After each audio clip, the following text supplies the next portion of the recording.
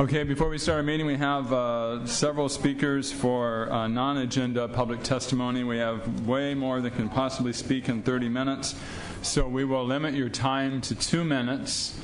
And then for those who don't get to speak during the first 30 minutes, they can wait and do their non-agenda comments at the end of the meeting.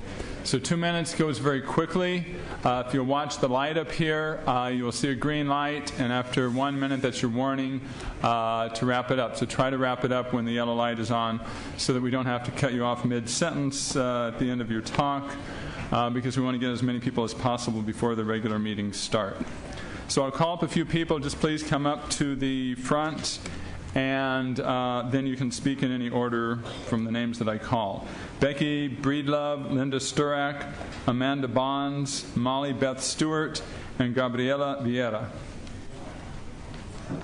My name is Becky Breedlove. My address is on file. I'm here tonight to hopefully help debunk what I think has become an urban myth.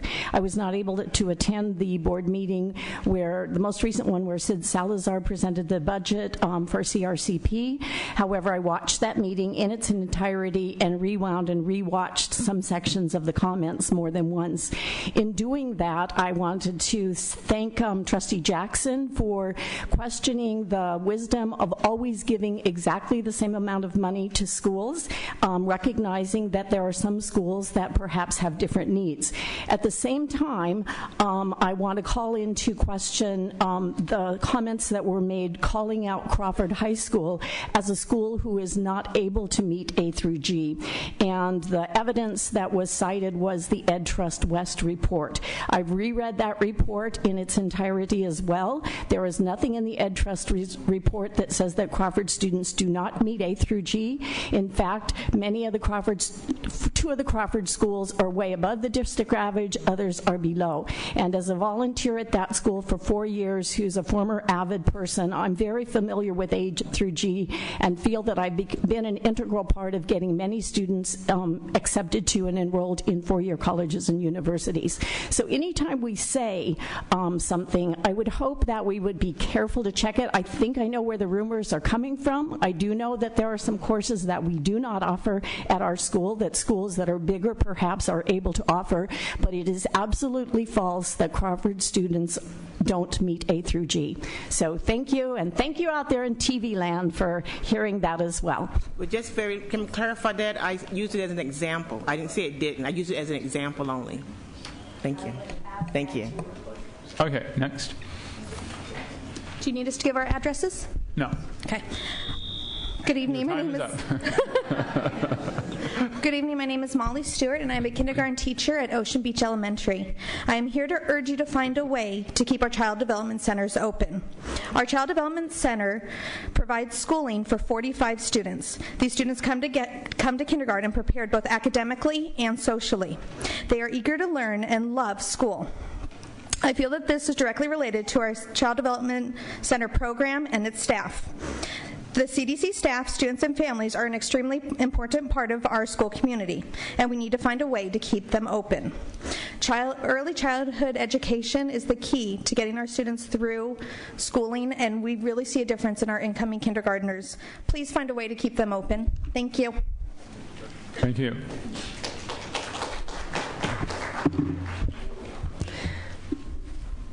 Hi, my name is Amanda Bonds, and I'm returning from last meeting to finish what I had to say. I'm an early literacy programs manager at Words Alive. We're a literacy nonprofit that partners with the child development centers in the district, 9 out of the 25, and I'm here to oppose the elimination of those programs. I mentioned last time that child development centers in this district provide quality preschool education for low-income families. These are for working parents, and they are one of the only avenues to quality preschool education for these low-income families.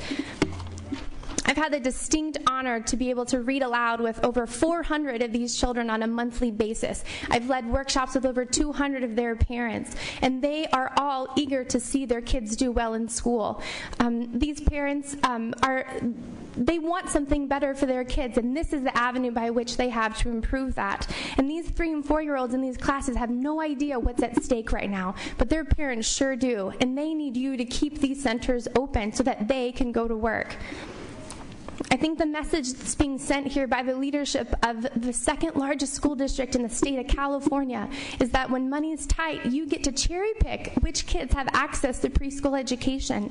And you were elected to advocate for this entire community, not just parts of it. And Superintendent Craba, after last meeting in the Union Tribune, you were quoted as saying that early education is the foundation of our children's education, and that's true. And if you really believe that, you've got to put your vote where your mouth is and support that. And I agree that this dissent needs to go to the state level for these programs. But you guys have a place in helping us get that dissent there. That's part of what you are tasked to do in this role. Eliminating child development programs will have long-lasting negative effects on this community. If these centers close, those children will still be there, and they're going to go to Molly Stewart's classroom in kindergarten, and they are not going to be ready. And we know that kids who are not ready in kindergarten, is that it? Yep, that's fine. Thanks. Thank you very much. Okay, Regina Bell, Brooke Benjamin, Maria Bermudez Soto, CCI, Lindsay Birmingham. Good evening, ladies and gentlemen of the board. My name is Brooke Benjamin. I'd like to thank Mr. Barrera for coming to visit me the other day in my classroom. I stand here before you today feeling depressed, defeated, deflated, and disrespected. Life has been incredibly difficult for my family and I since receiving a layoff notice on March 14th. I have been teaching English to some of the most challenging students in this district for 9 years at Alba Community Day School. I am the most qualified person for this unique position. I am more than just an employee number 121878. I am a human being who has a family to feed, just like everyone else in this room that stand behind me. The stress has been unbearable. The anxiety and uncertainty have been destroying my life. Often, I wake up in the middle of the night, unable to sleep, wondering if choosing a career as a teacher was a giant mistake. I know that I make a huge difference in the lives of my students, and I don't want to lose my job. Please reconsider your stance. Thank you for your time.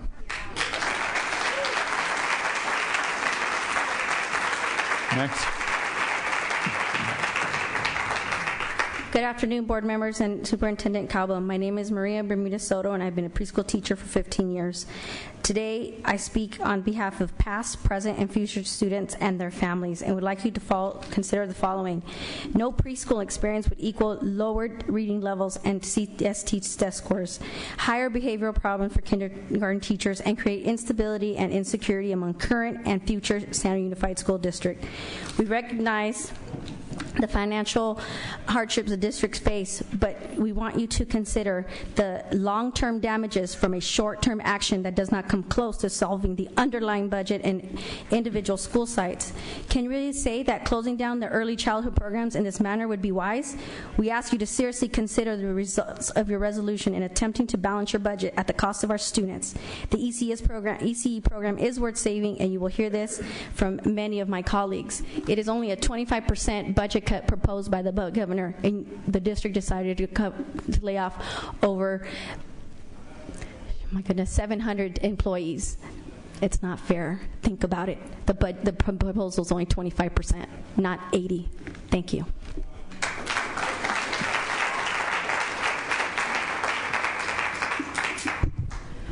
My name is Cici.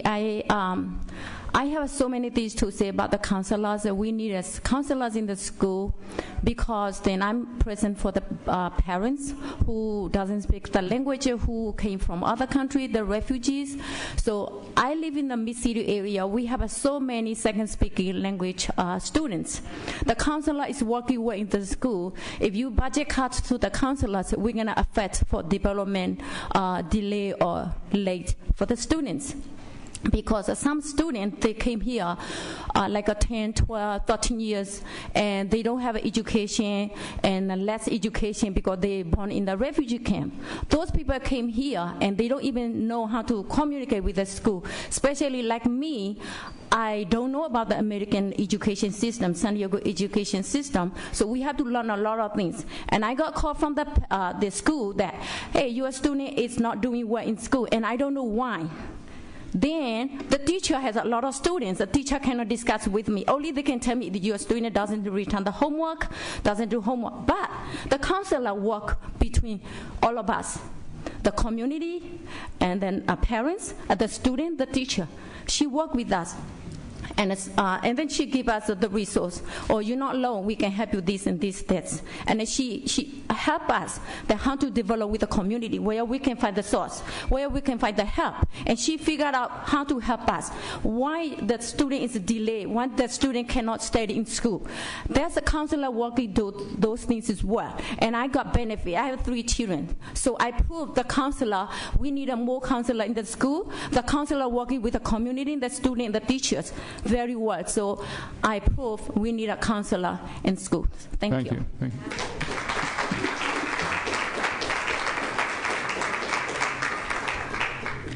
Good evening, board members, Superintendent Calva, and the district staff. My name is Lindsay Brenningham, and I'm a kindergarten teacher at E.B. Scripps Elementary. I'm also the current SDEA Secretary and Vice President-elect. I'm here today to speak to you on behalf of the students, parents, and educators of E.B. Scripps. We are extremely concerned about how the proposed budget cuts are going to threaten the safety and quality of education that we are able to provide for our students. The reduction in nursing and counseling jeopardizes the health and safety of our students. Our school foundation is being asked to pay for nursing time because there was no money in our school budget for it. If our principal had taken the money that was supposed to be for, or set aside, use this money for nursing, we would have had no instructional supplies to work with in our classroom. The increases in class size will drastically impact the quality of education we're able to provide our students. With approximately a third more students in K through 3 classes, we're going to have a third less time to provide one-on-one attention and one-on-one instruction for our struggling students. We will also be spending more time assessing students and managing student behavior, which will also take away from the quality of our instruction. I'm also here to deliver postcards from hundreds of parents, staff, and community members who urge you to take a step back and think about how the proposed budget cuts are going to drastically impact the quality of education for our students. We urge you to make every effort to keep the cuts as far away from the classroom. Thank you. Thank you. Can I approach this? Susie Reed, Tommy Flanagan, Samly Matt, Erica Glenn, and Cynthia Shinkman.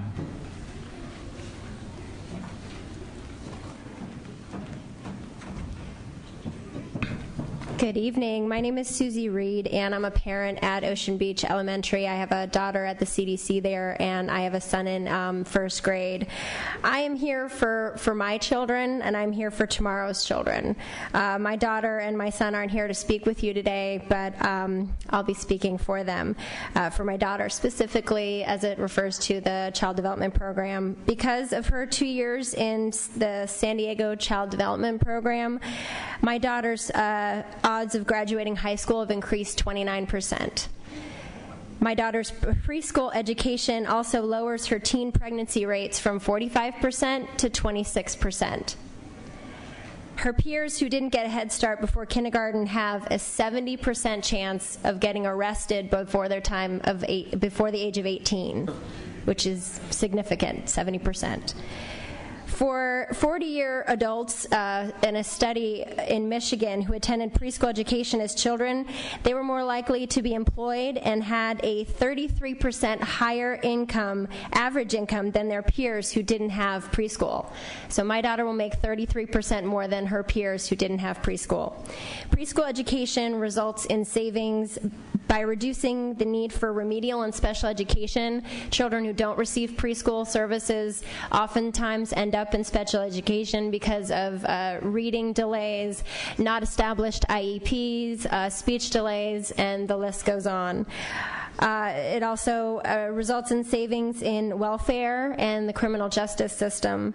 Our children are our future, but without our preschool, our future is looking pretty grim. And on Saturday, the Merced County Board of Education members here in California unanimously passed a resolution opposing Governor Jerry Brown's proposed budget reductions for early care and child development center programs. I urge you to do the same. Thank you.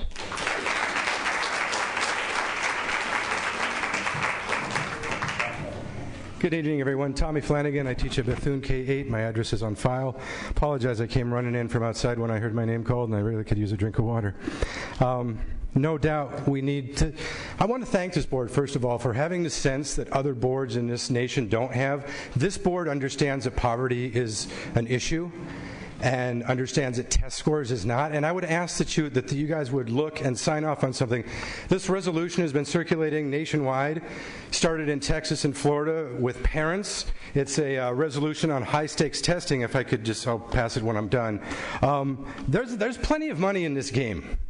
Certainly plenty of money. Not going to the underpaid teachers, not going to the board members who are severely underpaid yourselves, but the Pearson Corporation and charter schools for profit. That's where the money's going.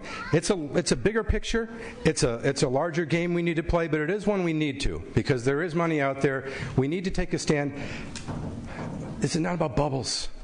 I know more about my kids by talking to them. We don't need acuity. We don't need data director, all these other things that, real teachers meet with their students. We work with them daily, in small groups, individually. We know them as learners, we know them as people. There's a heck of a lot of money in this profession being wasted on testing, money that deserves to be in our classroom with our students. I urge you, there's no need for these cuts, and even more than that, we need to restore the OSIL program. I'm very disappointed to hear that the board's going to vote tonight to give away my former work site at the Balboa Park program, where I spent 5 years teaching kids in the race simulation programs. That's going to be given away to a charter school. To me, that tells me that the promise to take a look at reopening OSIL, is it any good? For the cost of some third-floor salaries, we could reopen Palomar, and I urge you to do so before we lose that staff forever. We need a race simulations program in this district. Our students deserve a chance at outdoor education. There's a whole lot more I'm going to could talk about, but thank you for your time. Thank you. Ms. Virato, Josefina, I'm going to read the last names. Were there any others on the non-agenda? I think you had one or two. Complete them. Okay. Suzanne, looks like Suzanne B. I can't front me out the last name. Burgess, maybe. Moira Albritton, Selena Salgado, Stephen Greenwald, Jason Hunley, and Bill Freeman.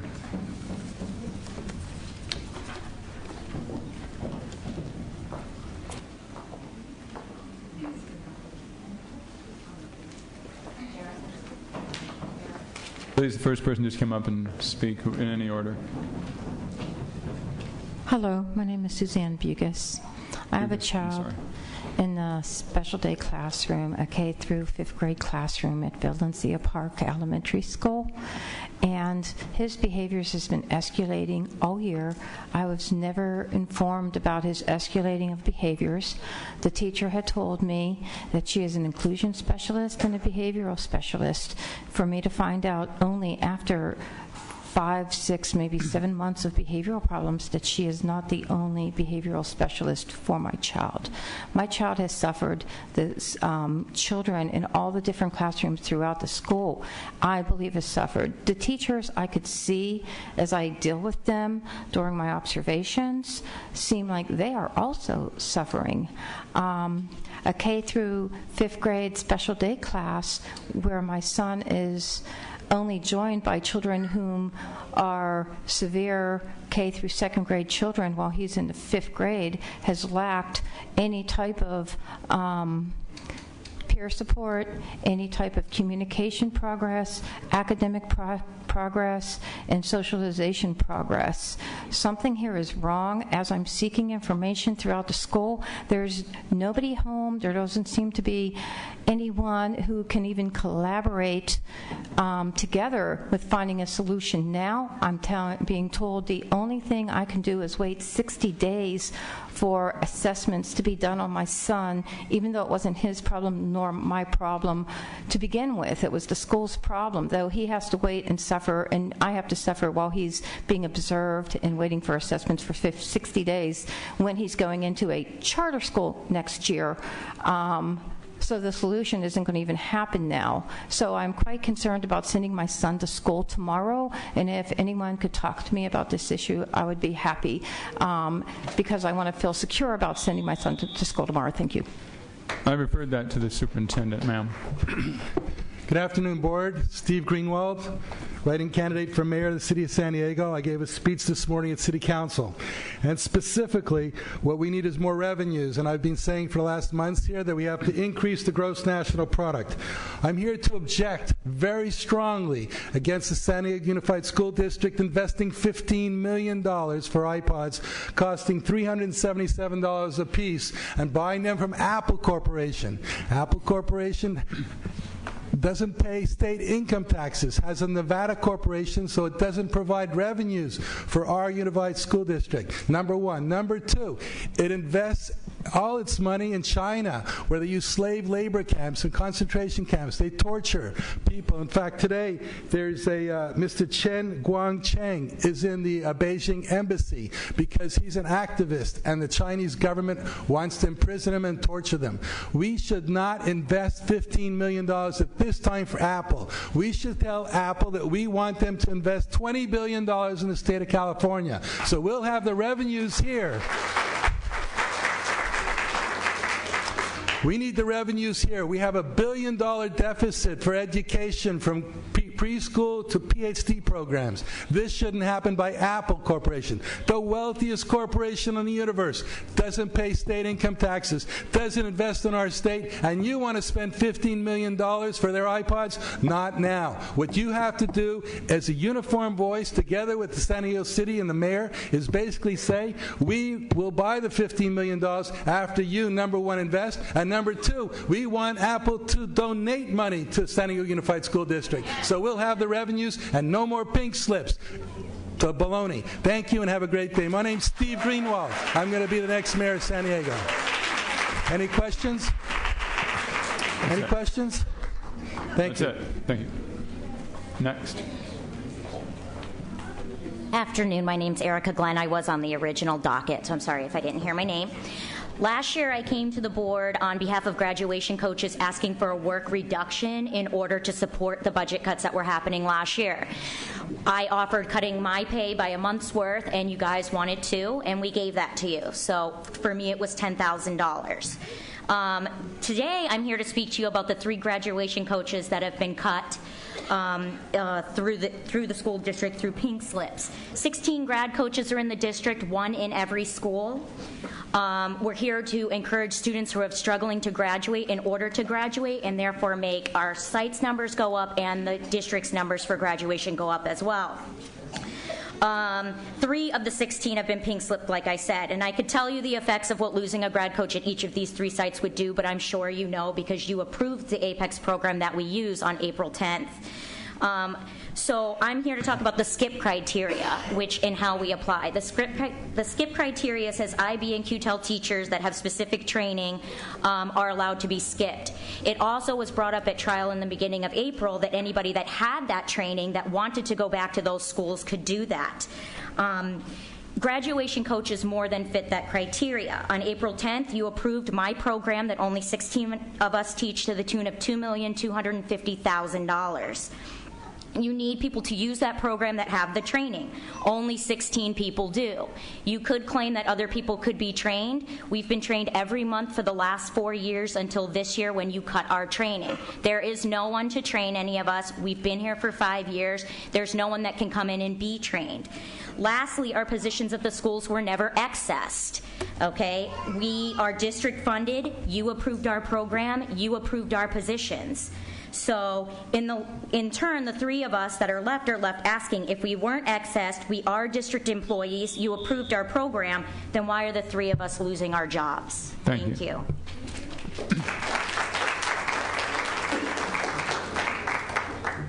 Good evening. I'm Bill Freeman. I'm the president of San Diego Education Association. My address is on record.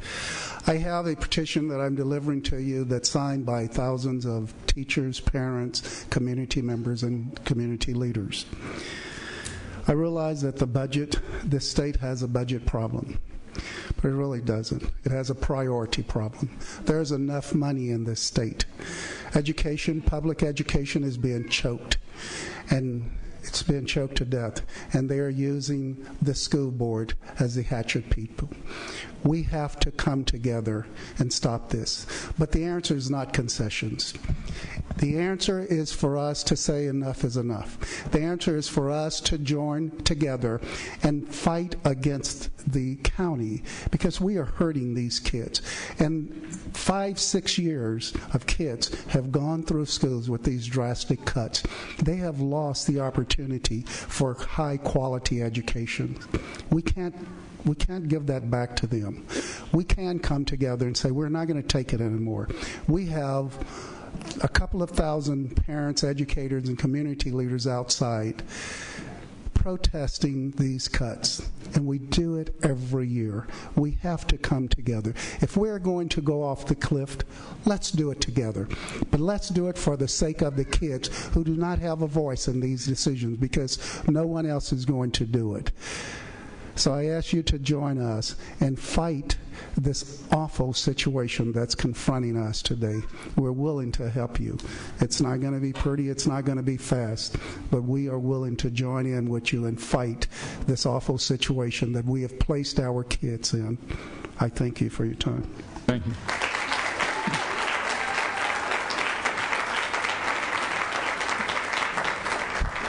Hi, good afternoon. My name is Selena Salgado. I'm here on behalf of 3 programs, Garfield, CalSafe, and CDC. I am a current Garfield student.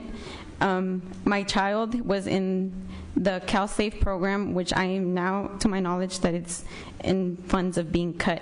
And my child, he is now 3 years old, and he is in CDC, and all those programs are so valuable to me because they help me when I'm in school, and I know that he's getting the education, and I'm sure that every parent behind me wants a better education than we had when we were young.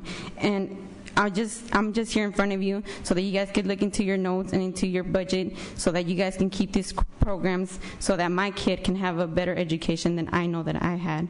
Thank you.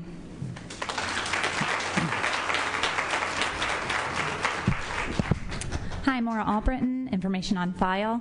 I want to bring an issue about transition for young adults ages 18 to 22 who are transitioning from special education to adult services.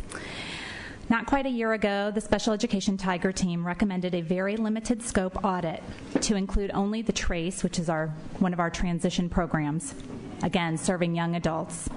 A few months later, this Tiger Team recommendation was cited as conversation about an audit of the entire Special Education Programs Division gained traction. Last summer, the district received a report from San Diego State University's Dr. Jason Naranjo describing dismal transition services and raising very serious compliance concerns. The district, according to Dr. Naranjo, is completely failing our young adults with disabilities. And to give the district credit, this was a self-identified study. At the April CAC General Membership Meeting, Special Education Programs Division presented a draft plan. I believe it would be a fair characterization to say that it was somewhere between not well received and angry villagers bearing pitchforks, somewhere in there. A number of CAC members and other interested parties expressed interest in participating on work groups to improve services to students who are transitioning. The following week, I was approached to provide a roster of CAC members to work on 3 discrete handbooks, one envisioned for parents, one envisioned for staff, and one for students. I assure you on the board that this is not the sort of reform that is required. It gives the perception that we're not equal collaborators, but we're just participants along for the ride. I respectfully ask the board to direct staff to conduct a top-to-bottom review of transition services to include meaningful and significant community member and parent participation, but also special education and general education staff, a hybrid Tiger Team, if you will. Thank you. Thank you.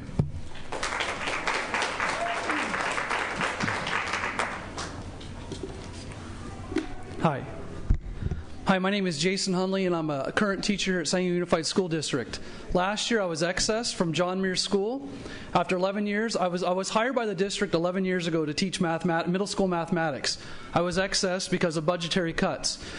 When I went to post and bid, every item on the post and bid agenda last year for post and bid stated to be a middle school math teacher or an elementary math teacher, you need to have a single subject math credential. I was taken back by that. I was hired by the district with a supplementary mathematics, which allows me to teach K through 9 for math.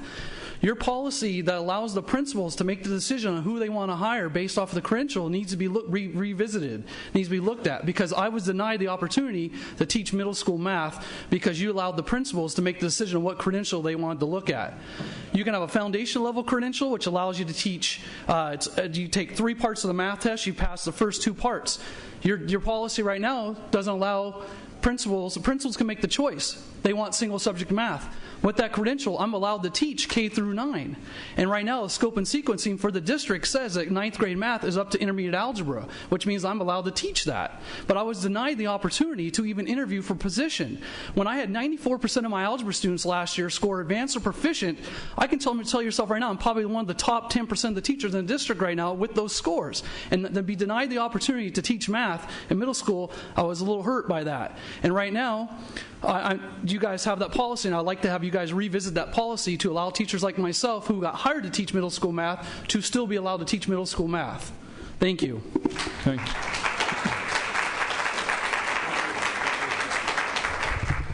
you. Okay, I want to thank all the public speakers. You were very articulate and very civil, and I hope we can continue on that as we continue on the rest of the business for this meeting. So would you please stand for the Pledge of Allegiance?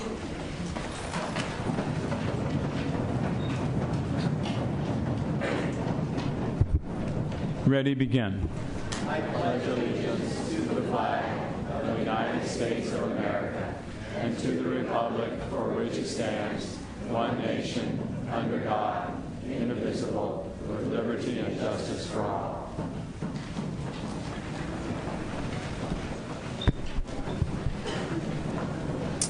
Okay, we will now call this meeting to order with all board members present. A motion to adopt the agenda, please. So moved. Second. Okay, please vote. Okay, the agenda is adopted. We will first begin with the matters related to charter schools. And the first item up is the renewal of the charter for Nubia Leadership Academy Charter School. I will turn it over to the superintendent. Thank you, President Evans. If I could, Mr. Aguirre, would you come forward to present this first charter school topic tonight?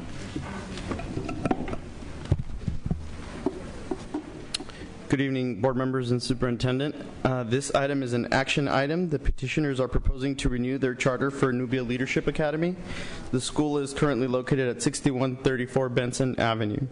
As outlined in the board report in the board doc system, Nubia did not meet the academic eligibility requirements for renewal as set forth in Education Code 47607. Staff is making the difficult recommendation to deny the request to renew Nubia's charter based on the fact that the academic thresholds for renewal under Education Code were not met. The academic performance targets include the API scores for the past 2 out of the 3 years, the statewide ranking, and the similar schools ranking in 2 of the last 3 years as well.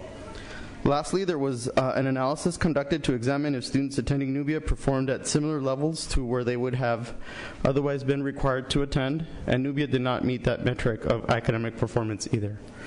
Overall, the school is sound in its finances, but has been challenged academically and operationally.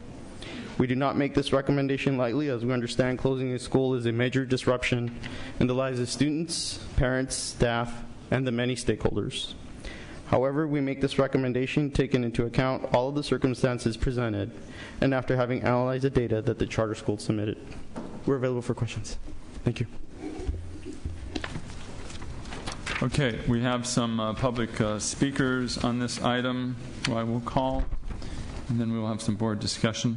Harvey Curry, McCullough Robinson, Christian Najee Gordon, and Delfina Sanchez. Each will have 2 minutes. We have several speakers.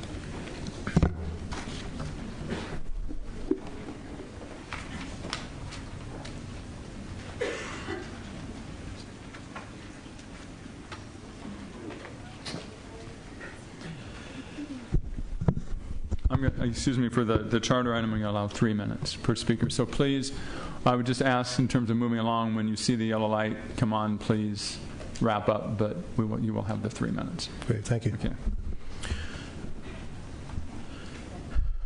To the board president, Mr. Evans, Dr. Evans, excuse me, Superintendent Koba.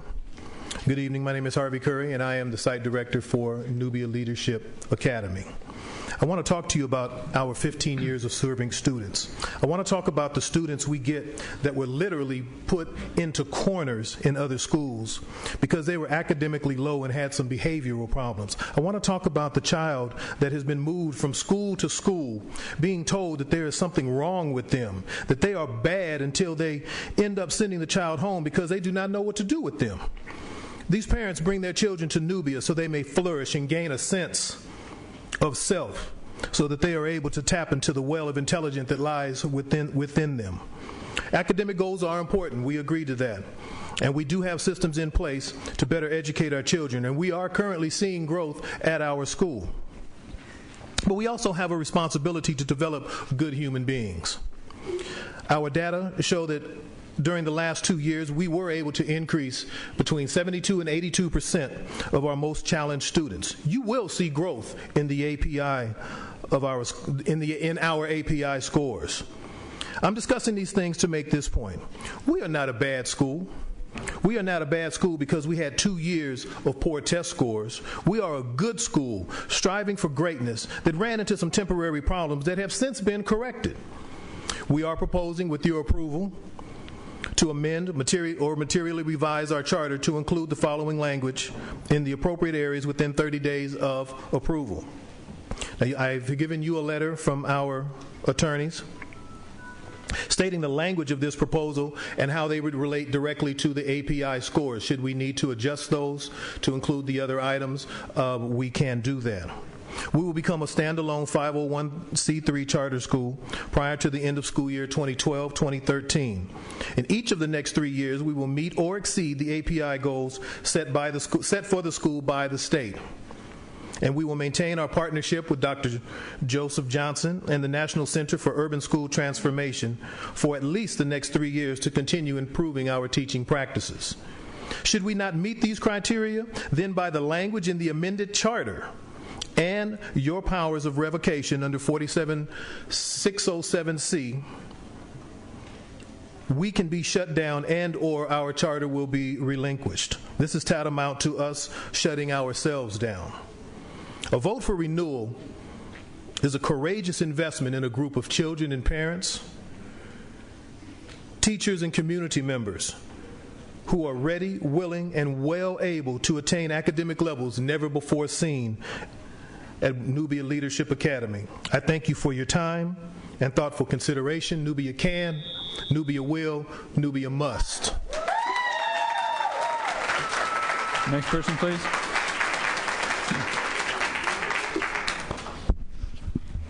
Hi, my name is Michaela Robinson. I attend Nubia Leadership Academy. I'm going to tell you what I think of Nubia. What does Nubia mean to me? Nubia means a lot to me. Nubia is a school where you can make memories and they'll stay there forever. How did Nubia help me? Nubia has taught me a lot. My kindergarten teacher, Miss Hazlett, taught me right from wrong. They also taught me to be a writer. When I was 5, I dreamed of being a basketball player. And when I retired from basketball, I want to be a writer. Miss Sidney, my 3rd grade teacher, helped me to be a writer. Why should Nubia stay open? I think Nubia should stay open because memories are there. And leaders are born. Meeting kids become leaders every day. We're strong. We fight for what we believe in. We're leaders because of our intelligent and wonderful teachers. Thank you for your time, and please find a way to and please find a way to keep us open. Thank you for your time. Thank you.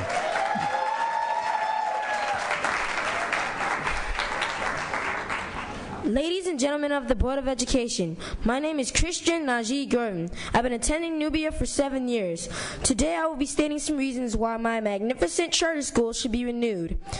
Nubia Leadership Academy should be renewed because my greatest memories are made at Nubia. I remember I was failing science. Well, with my great teacher, Ms. Farrah's help, I received a science award later in the year. In every grade I am in, I make a wonderful Nubia memory. All of my 3 older brothers and 1 sister attended and graduated Nubia before me. My oldest brother attends Long Beach State College because of Nubia. I have a 4-year-old sister at Head Start Preschool. I would like it if my sister named Kenya could attend Nubia and have the experience I had. Nubia is a great school to be at. Thank you. Thank you.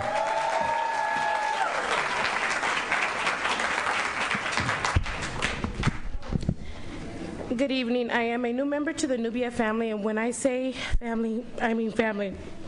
My daughters are coming, My daughters are coming from an international school with a lower academic level. They're coming from Mexico, and when they came here, they were scared.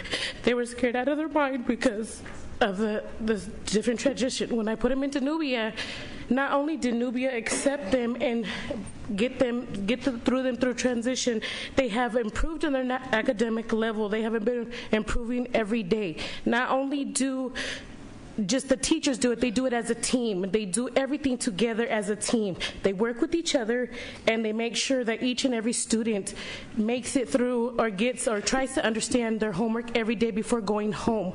And my kids have been going to Nubia for the past year, and since they've been there, they have been treated with such kindness and respect that they come home every day with smiles on their face. My daughters were facing, like I said, the challenges, and they have been improving with all the support that Nubia has provided to them. My youngest daughter, from going to school in another country for so many years, had a problem with learning the English reading and spelling and everything. And I was told at the beginning that she may be held back. But since she has been at Nubia, she has been improving, and that right now is looking good for her to be able to succeed to the next level.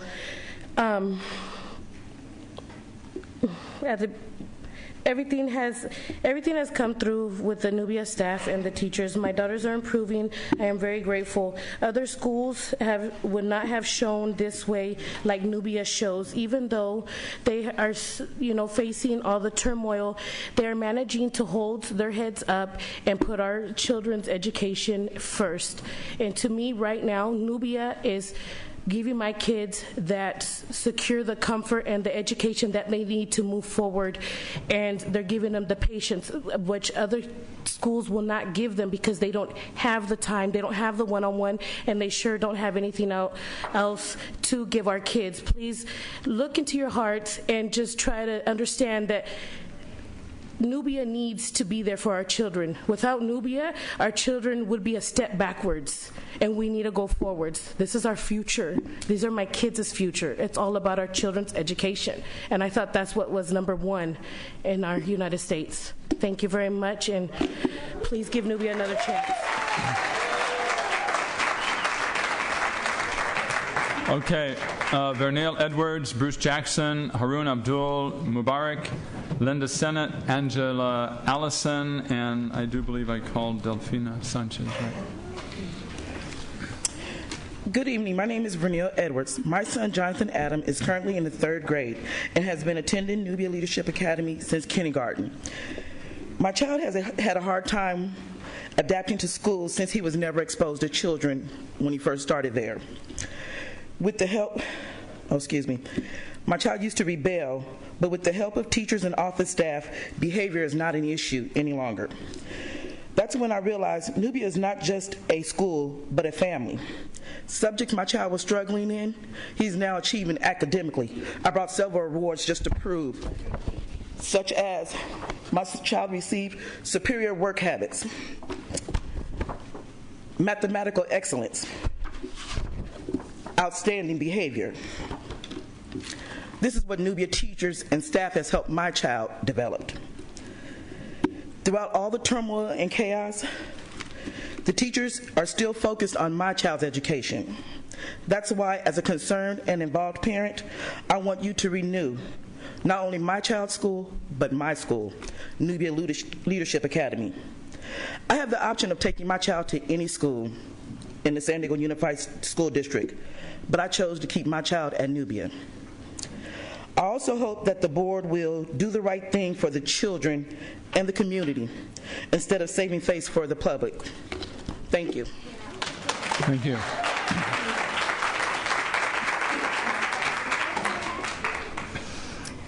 My name is Linda Sennett, and I've been educating children at Nubia for nearly 13 years. The political model of education is contrary to what we are taught as educators: to embrace differences, teach to varied modalities, and individualize instruction to capitalize on students' strengths. However, when it comes to a school's financial and academic survival, how success is measured, the defining factor is a single, potentially culturally biased, cookie-cutter assessment that takes none of this into account. They get one shot on a standardized test when children are anything but standard. In addition, 10 months' worth of knowledge must be squeezed into 8 months' worth of time. That being said, for all but the past few of my 13 years at Nubia, we have been successful even by these measures. Our school excelled before the challenges of the last few years and is prepared to excel again. Nubia was like a baseball team with completely dedicated, talented players, shoddy equipment, and inadequate coaching. That is no longer the case. Our teaching staff is stronger than ever, and Mr. Curry is an amazing coach. In the form of equipment, we have new computers in the classrooms, document cameras, and an assessment system that makes it possible to personalize instruction like never before. We have an active student council that meets bi-weekly to deal with issues like bullying, campus cleanliness, and character building. Perhaps the most exciting change is our partnership with Dr. Johnson, president of the National Center for Urban School Transformation, whose guidance and motivation will surely help us reach our goal of being a model school in this community and beyond. We have chosen to not focus on the many extenuating circumstances that have brought us to this crucial point, and instead make the aforementioned changes. We have a vision that will be realized if only given the opportunity. In closing, I want Nubia here for my 1-year-old son and 3-year-old daughter, which I think is the ultimate testament to my confidence in our school. Please find it in your hearts to allow our dreams to come to fruition. Thank you. Thank you.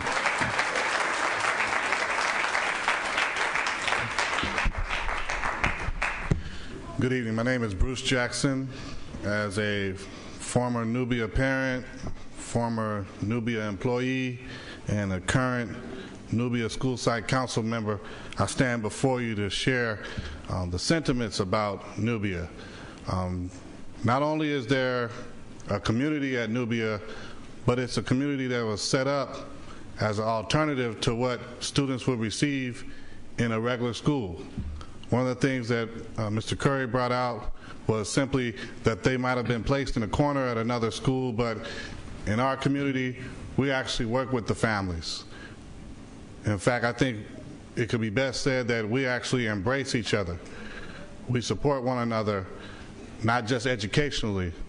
One of the favorite quotes, I guess I could quote right now, is Jawanza Kunjufu: children learn in different ways. The test scores, those are the test scores. But I have to be honest, if you're counting over the last 2 to 3 years, the population in Nubia has changed over the last 2 to 3 years. Some of those children are not even enrolled at the school, and yet and still the determination is not that we made gains with just a few students who are no longer there, but that we made gains with students who could not read, students who did not speak until they were 4 years old. There are different circumstances that we are dealing with as well. We've had a high increase of foster children in the last couple of years. And It's not that they're just foster children that are coming to us, but they're foster children that are coming into our community, and we're embracing them. And we're giving them love that they may not have had before. One thing I can say as a former parent, my daughter was in Miss Sennett's class. And just as Michaela told you earlier, Miss Sennett encouraged my daughter to be a writer. She encouraged my daughter to express herself. And through that, my daughter's about to graduate from Morse right now. And not only graduate, but she's going to go on to college. And one of the main things that she wants to continue to do, even with science and other things that she's looking at, she wants to continue to write. That's love. And that's part of education, that we could teach our children to have a love for expressing themselves and a love for reading. I thank you for your time. Thank you.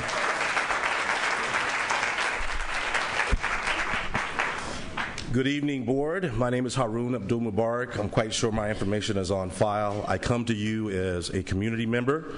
I also come to you as a charter educator for the last several years since 1999. I've actually been an educator in Southeast San Diego since 1993. So I may know something about teaching in that area. I want you to consider 3 terms that I want to share. And this should be part of your evaluation as you decide what you want to decide this evening. Legacy, stabilizer, and self-determination. Nubia is an institution. It seems I've seen that, someone would say, well, let's shut down San Diego Unified School District and that institution. What would that do to the greater San Diego community? So in terms of legacy, I want you to consider that. I want you to consider the legacy that Nubia Leadership Academy has established over the last 15 years, the lives that it has saved. I have been a charter school educator in Lincoln Park. Nubia Leadership Academy is attached to the Skyline area. And if you know anything about this community, some of our young men war all the time.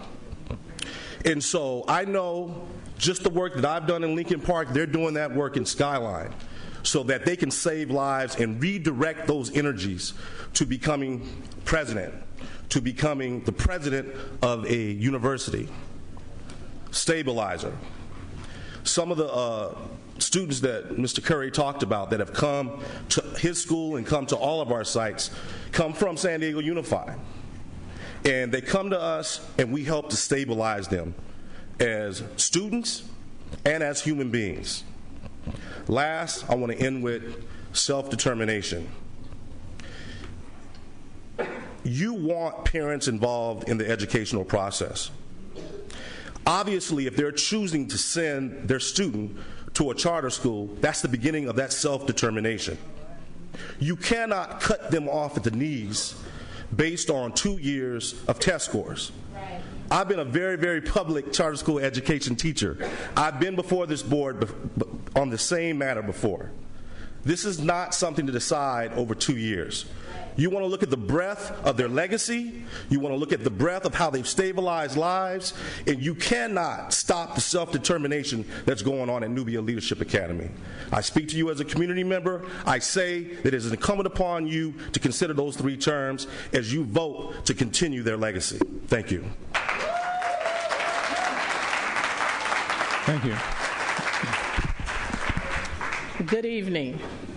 My name is Angela Allison, and I am representing Nubia's governance board, as well as the employees. Nearly 15 years ago, September 14, 1997, I walked my niece into the doors of Nubia. I've been there ever since. Historically, there is so much I could tell you about Nubia, but time will not allow. What I can convey to you is that what makes Nubia unique. It is why the doors should remain open. Nubia is set apart from others because of the way we nurture our students. I don't care how many corners, curves, grooves, or jagged edges a child comes to Nubia with. With consistency, love, and effort, they fit in. It is important that children fit in. It builds character, strength, and self-esteem. If given the opportunity, can Nubia improve achievement scores? Sure we can. Will Nubia continue to build strong, motivated, successful leaders? Yes, we will. Must Nubia continue to nurture and build children's lives? Yes, we must. This is your chance to let this legacy continue. Thank you very much.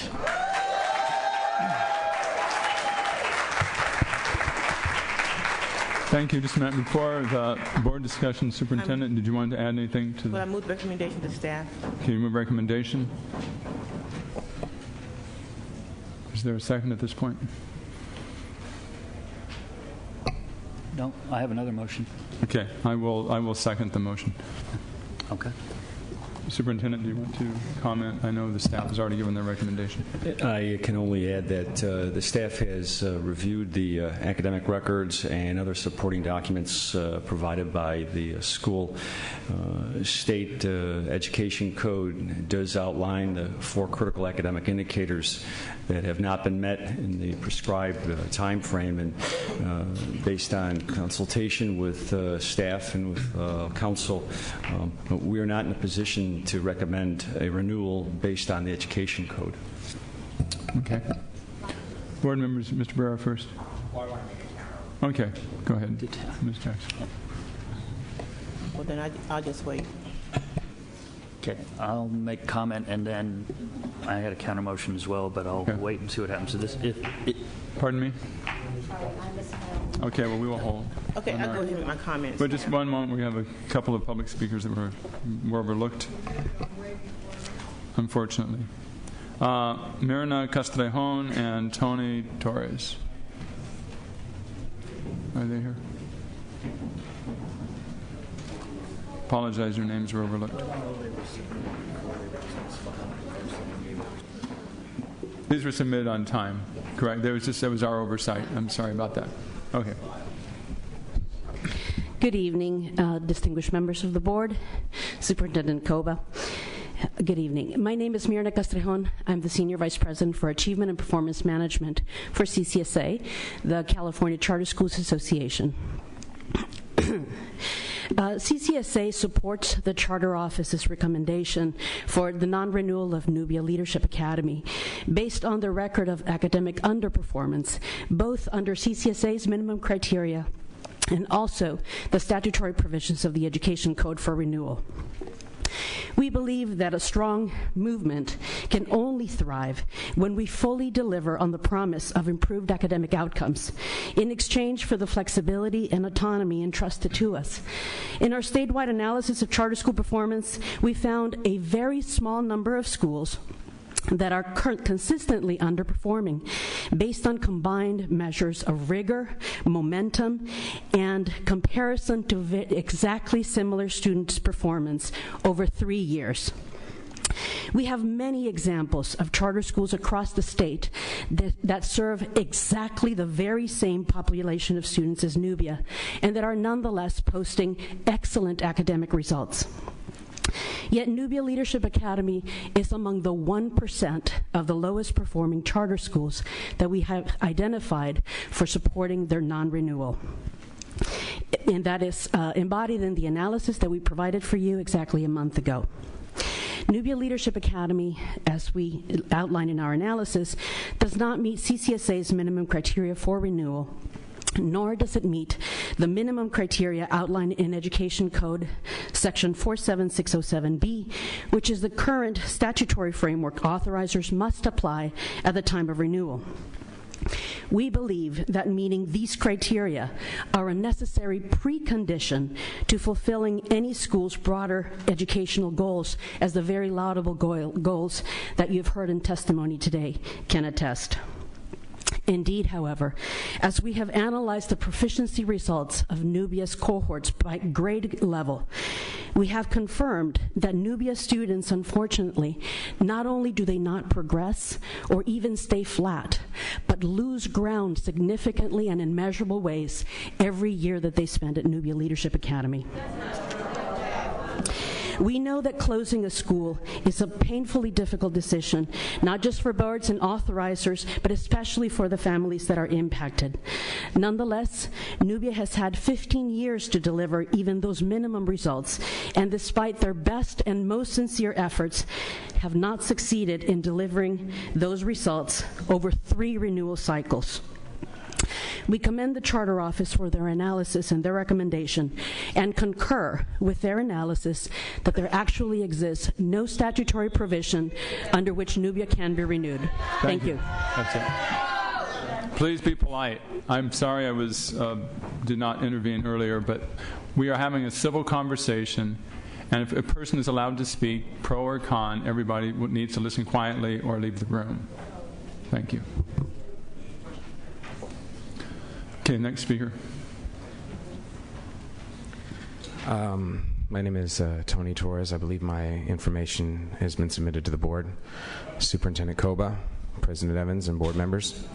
I am a special education assistant assigned to Nubia Leadership Academy from the Office of School Choice, Parent Services, Charter School Programs Department. I'm a little bit different than most of the employees at Nubia because I wasn't hired by the school. I was put there by you, by all of you, to be a district representative, an ambassador, and to help provide services to the students at that school. I've been in my district for 18 years, I've been in special ed for 12, and I've been at Nubia for 4. I've seen many schools across the breadth of this district. I've seen good ones and I've seen bad ones. I've seen the good points they have and the bad points. This school has them both, but unlike other schools, there's a unification. It takes a village to raise a child, and they have quite a village at this school, trust and believe. And unlike other charter schools, when you go there, they don't really make you feel welcome as part of their staff, being a district employee. Here they welcomed me in with open arms, made me feel part of their community. And if they do that for an outsider that's a staff member with the district, imagine what they do for their children that come there. Now, I've seen this district, this board, find ways around rubrics, find ways around rules, find ways to find money, save schools, keep programs open when there was none. And I would never, any decision the board makes, because I'm an employee, I would follow along with. But doesn't mean I have to like it, and doesn't mean I have to agree with it. And I would never go against any doctrines that you guys make because you are my employers. But in this process, it was never asked by you what you thought, what we thought as district representatives on that site thought about this renewal process. You never asked us, and we work for you. We were put there by you to do a job, and you never asked us what we thought. So I'm here to tell you what we think. And I think that by non-renewing this school's charter would be a far mistake for you. It'd be a vast, vast mistake.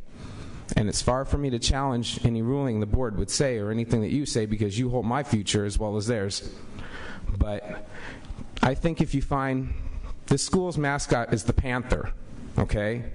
But I find if you give them a chance, you're going to see a great phoenix rise above these ashes that have been laid out. Because in what has happened and transpired, these are all ashes. They are past. They are not present, and they're certainly not future. Give them a chance, and this bird of education will rise up, and it will make you proud for making the right decision today. And with respect, I say that they deserve a chance, because I've seen other schools in this district, and this place exceeds them all. Thank you. Thank you. Okay, that concludes the public testimony. Ms. Jackson, did you want to make a comment? On the motion, right? On the motion, yes, on the motion that's on the floor. Right? On the motion that's on the floor, yes. This is not an easy decision, and certainly I've been at Nubia several times. Prior to my coming on the board, while I was on the board, worked through other concerns and issues that have been at that school. It's even more challenging for me because during that time that we started Nubia, we started several other charters in the community. And as many of the audience knows, most of those charters are all gone. And it seemed sad because one of the concerns was that the Unified School District was not educating our students the way they should be. And so therefore there was a move by the community to in fact start up several charters, and it has been very painful as I've had to sit here and watch one by one as they have gone away for whatever reason. I would like to say this is something that was news to Nubia, but unfortunately it wasn't. The renewal cycle that comes, we know when it's going to come. We know what we have to do in order to be renewed. Depending upon when schools come up, and the gentleman just spoke, is that being able to find ways to find money, to find resources to do things. There were times, because people have said, well, you've been over backwards here and there. There was times when we had resources in the district to find, to help. That certainly is not the case now.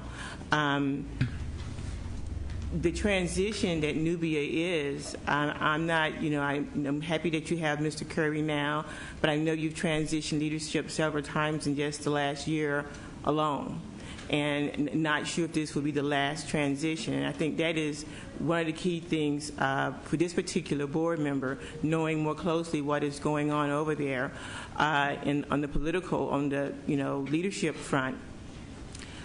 It is true that the staff has tried to come together and continue working despite whatever leadership challenges may be at the school site. But whether we like it or not, or I like it or not, and I'm one that certainly don't believe that everything should be based upon testing, but right now it is. Right now, when children want to go to college or children want to become lawyers or doctors, they have to take a test. And right now, for the Unified School District, as well as the schools that we are over, they are required to follow those same rules. The issue here is not about being able to, the issue here really is that the school has not met those requirements. And as painful as that may be, the consequences of not meeting the requirements means that, you should not actually renew this particular charter.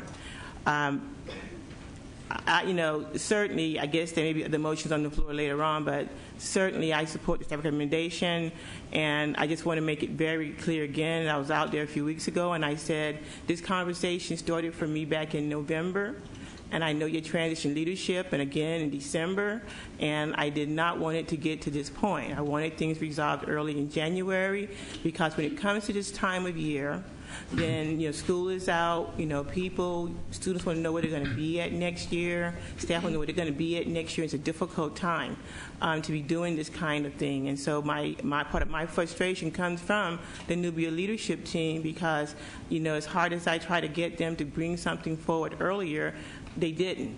And so as it stands right now, I support this recommendation for now. Thank you. Okay. Did you comment on the motion? Okay. I do not support the motion on the floor, although I do want to commend staff for doing their job. They have clear criteria that they need to follow, and we should not beat up staff, and I'm not suggesting anybody did, for being very clear in their approach and their recommendations. And I appreciate the Charter School Association also trying to find ways to hold their members accountable, which I think is important. The question is on the motion on the floor is, according to one criteria, Nubia is a failure. And ironically, this board has approved 12 items that we consider for successful neighborhood schools. Not one of them is API. There's accountability and there's targeted, but it's not API. Now, it probably should be it should be number 13, because it is we do need measurements, we do need tests, we do need to have targets of some degree. But I have visited the school, and I have seen teachers at hard work, and I've seen students paying attention. And as a parent of 2 children, it's certainly an atmosphere that I would have been, when they were younger, happy for them to be at. But at the same time, we do need to make sure that the parents hold the school accountable. So I will not support the motion on the floor. I will, if the motion fails, be recommending another approach which will give Nubia more time, but with clear expectations that things can be turned around. Okay.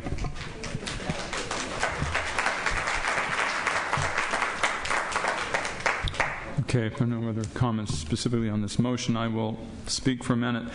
I certainly, even before I was on the board, had heard some very good things in the community about Nubia, so there had to be some things that were going right there. I feel like being in this position is something like being on a jury in terms of having to weigh the facts and make a very difficult decision. I think that's shared by all five board members who are up here, regardless of how they end up voting. It's not an easy decision.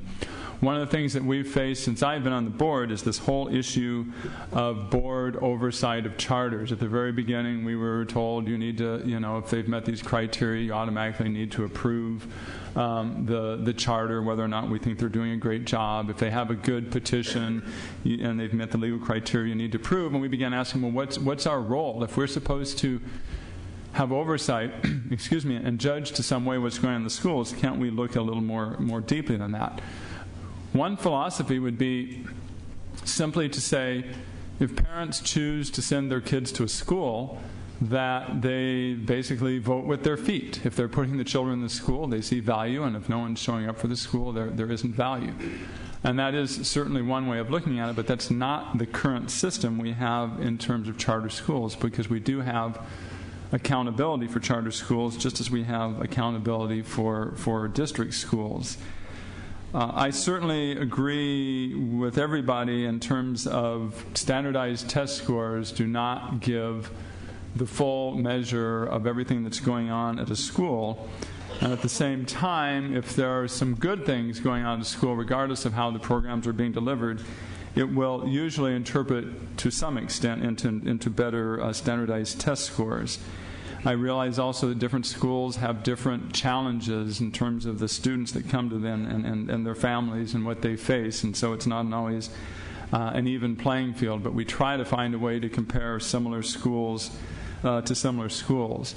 I think that what we've come up with in terms of the charter schools is that there's a very minimum level of performance in terms of the charter schools, and as Ms. Jackson said, this is very clear over the entire 5-year period in terms of what needs to be done.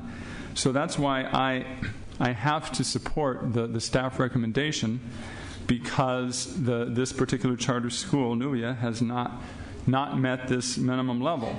By that, I do not mean in any way that we at Sandy Unified can shirk our responsibility in terms of all of the children who are attending Nubia. If this charter is not renewed, we have an extremely important responsibility to make sure that they are transitioned into local neighborhood schools, hopefully in groups, hopefully with parents who are involved like they are at Nubia in terms of eagerly participating in what's going on in their local schools. So once again, I reiterate, this is not an easy decision. I know every board member has a little different slant on how they're looking at this.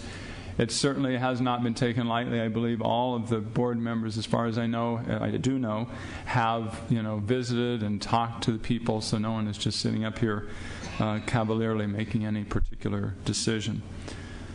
So are there any other comments from the board members on this motion to approve the staff recommendation? Okay, seeing none, please vote.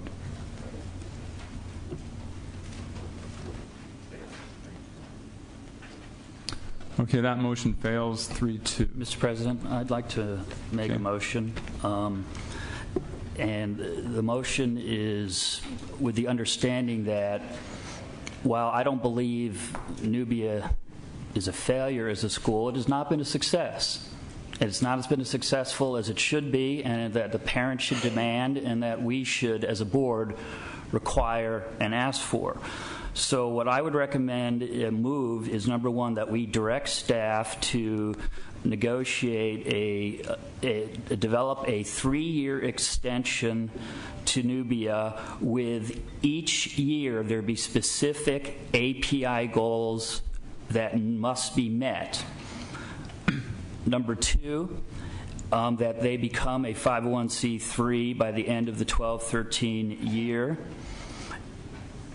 And number three, that the staff develop a very strong board accountability criteria, and that these 3 items come back to the for approval at the board. Okay, there is a motion. Is there a second to the motion? Yeah, I'll second with a couple of slight amendments and see if those are supported by Mr. Barnett.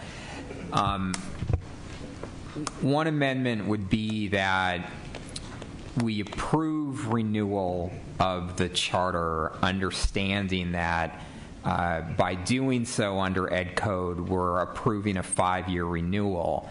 However, the agreement that we enter into, which I think Mr. Barnett speaks to, the agreement that we direct staff to enter into with Nubia would set out very clear academic benchmarks and timelines that must be adhered to over a 3-year period.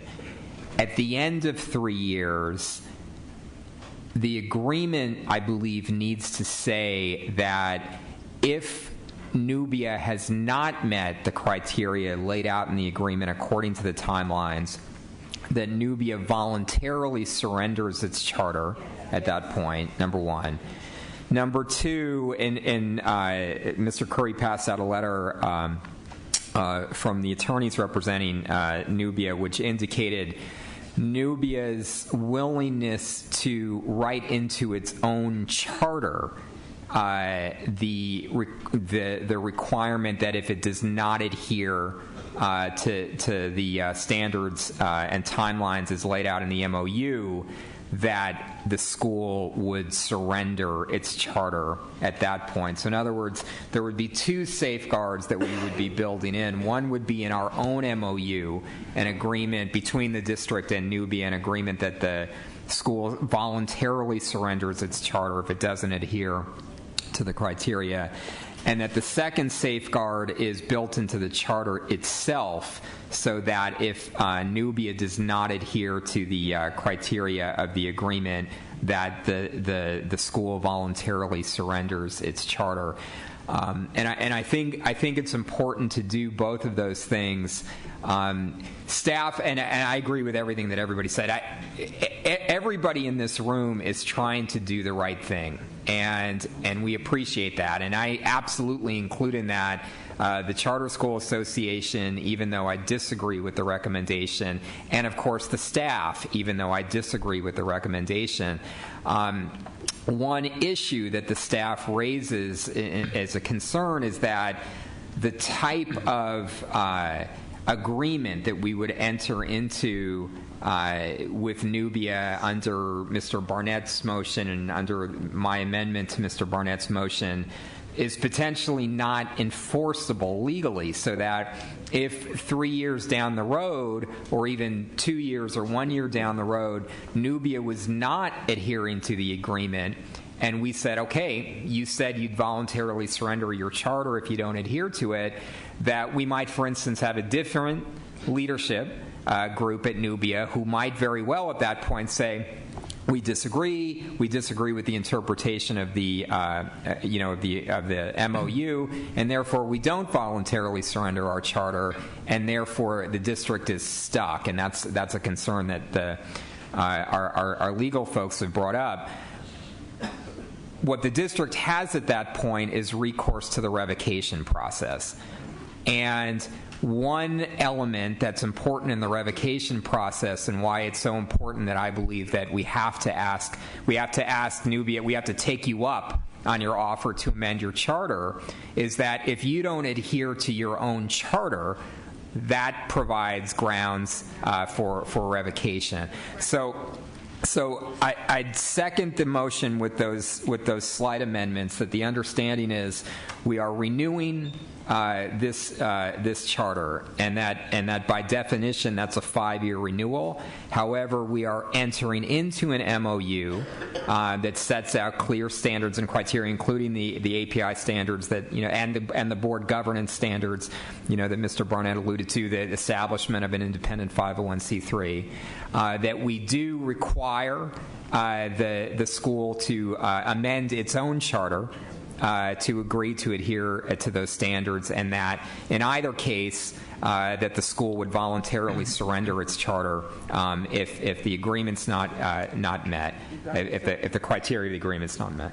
I just want to make sure that we're clear, regardless of leadership, because correct. That has to be part of what's written into their charter, because the revocation process ends up becoming a very emotional process. Sure. And so if it is written into their charter, regardless of leadership, because they've been through several leaders already. Mm-hmm. They may go through another round. I don't know. And so if the leadership changes and the new leadership does not want to adhere to this, I'm asking Mr. Shanke what kind of legal grounds do we have? Could I just, on the motion, just so we can get that clear, and then make sure we know what we're all discussing. I support the specific language you're adding to there. There's only one thing I think I may differ on. We need, in all frankness, to keep pressure on Nubia and the leadership and the parents. So we don't want to be here in 3 years again. Which means there has to be, in 1 year after the first year, clear progress beyond.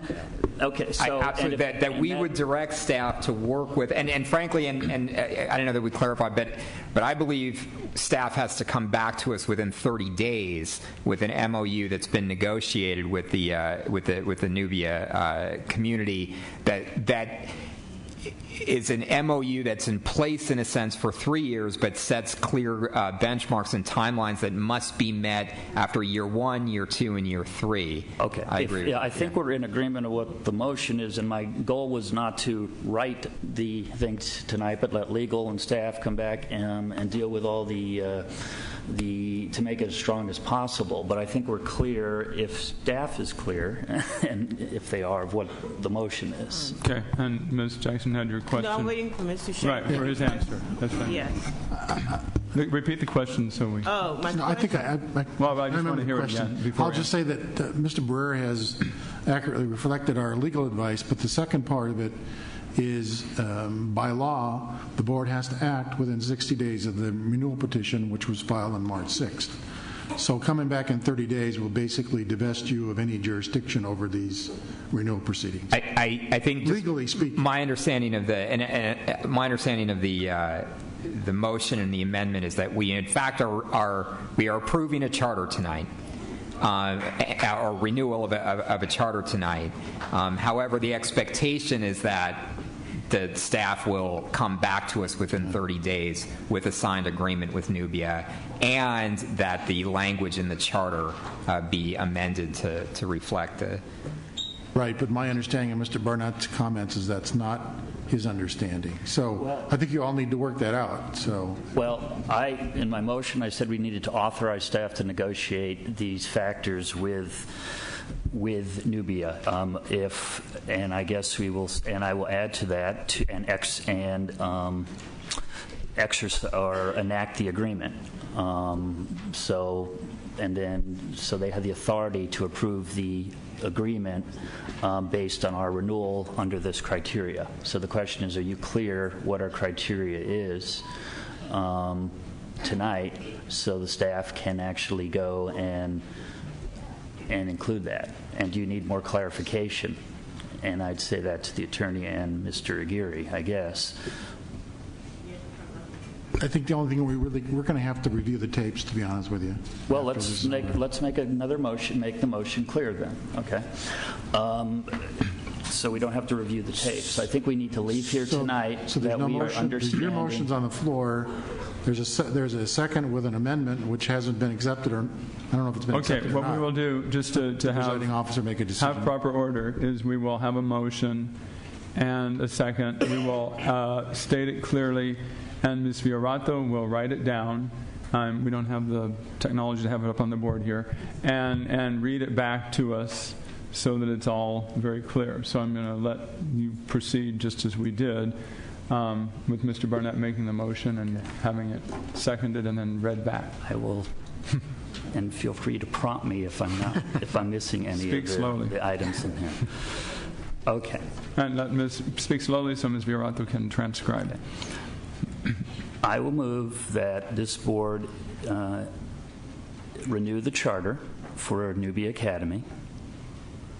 However, within that extension, a renewal, there will be a 3-year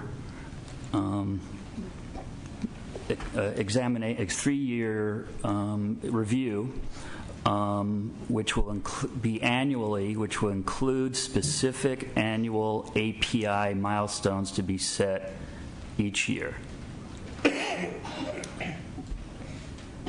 That's number one. Number two, that by the end of the 12-13 year, that the Nubia become a 501c3. Number three, that staff, as part of an agreement with Nubia, that staff includes specific board makeup criteria along the lines we've already approved by the board.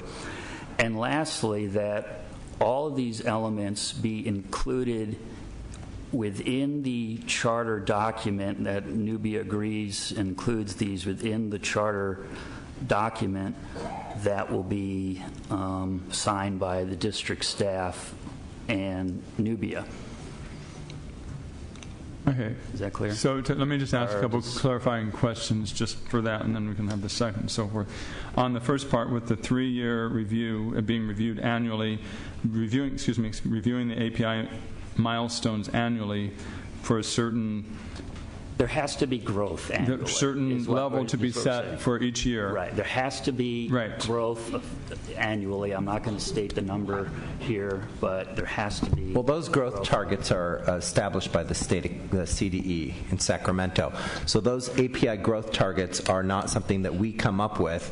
They're established by the state of California for all schools. And so to clarify that first part on the motion, is that if those API milestones aren't met in either year 1 or 2 or 3, that Nubia would surrender their charter.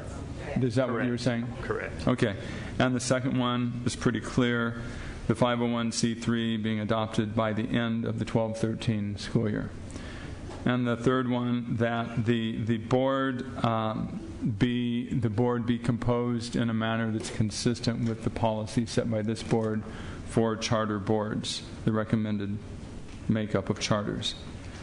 And that the fourth was that all of these items be included in the charter document as the charter itself.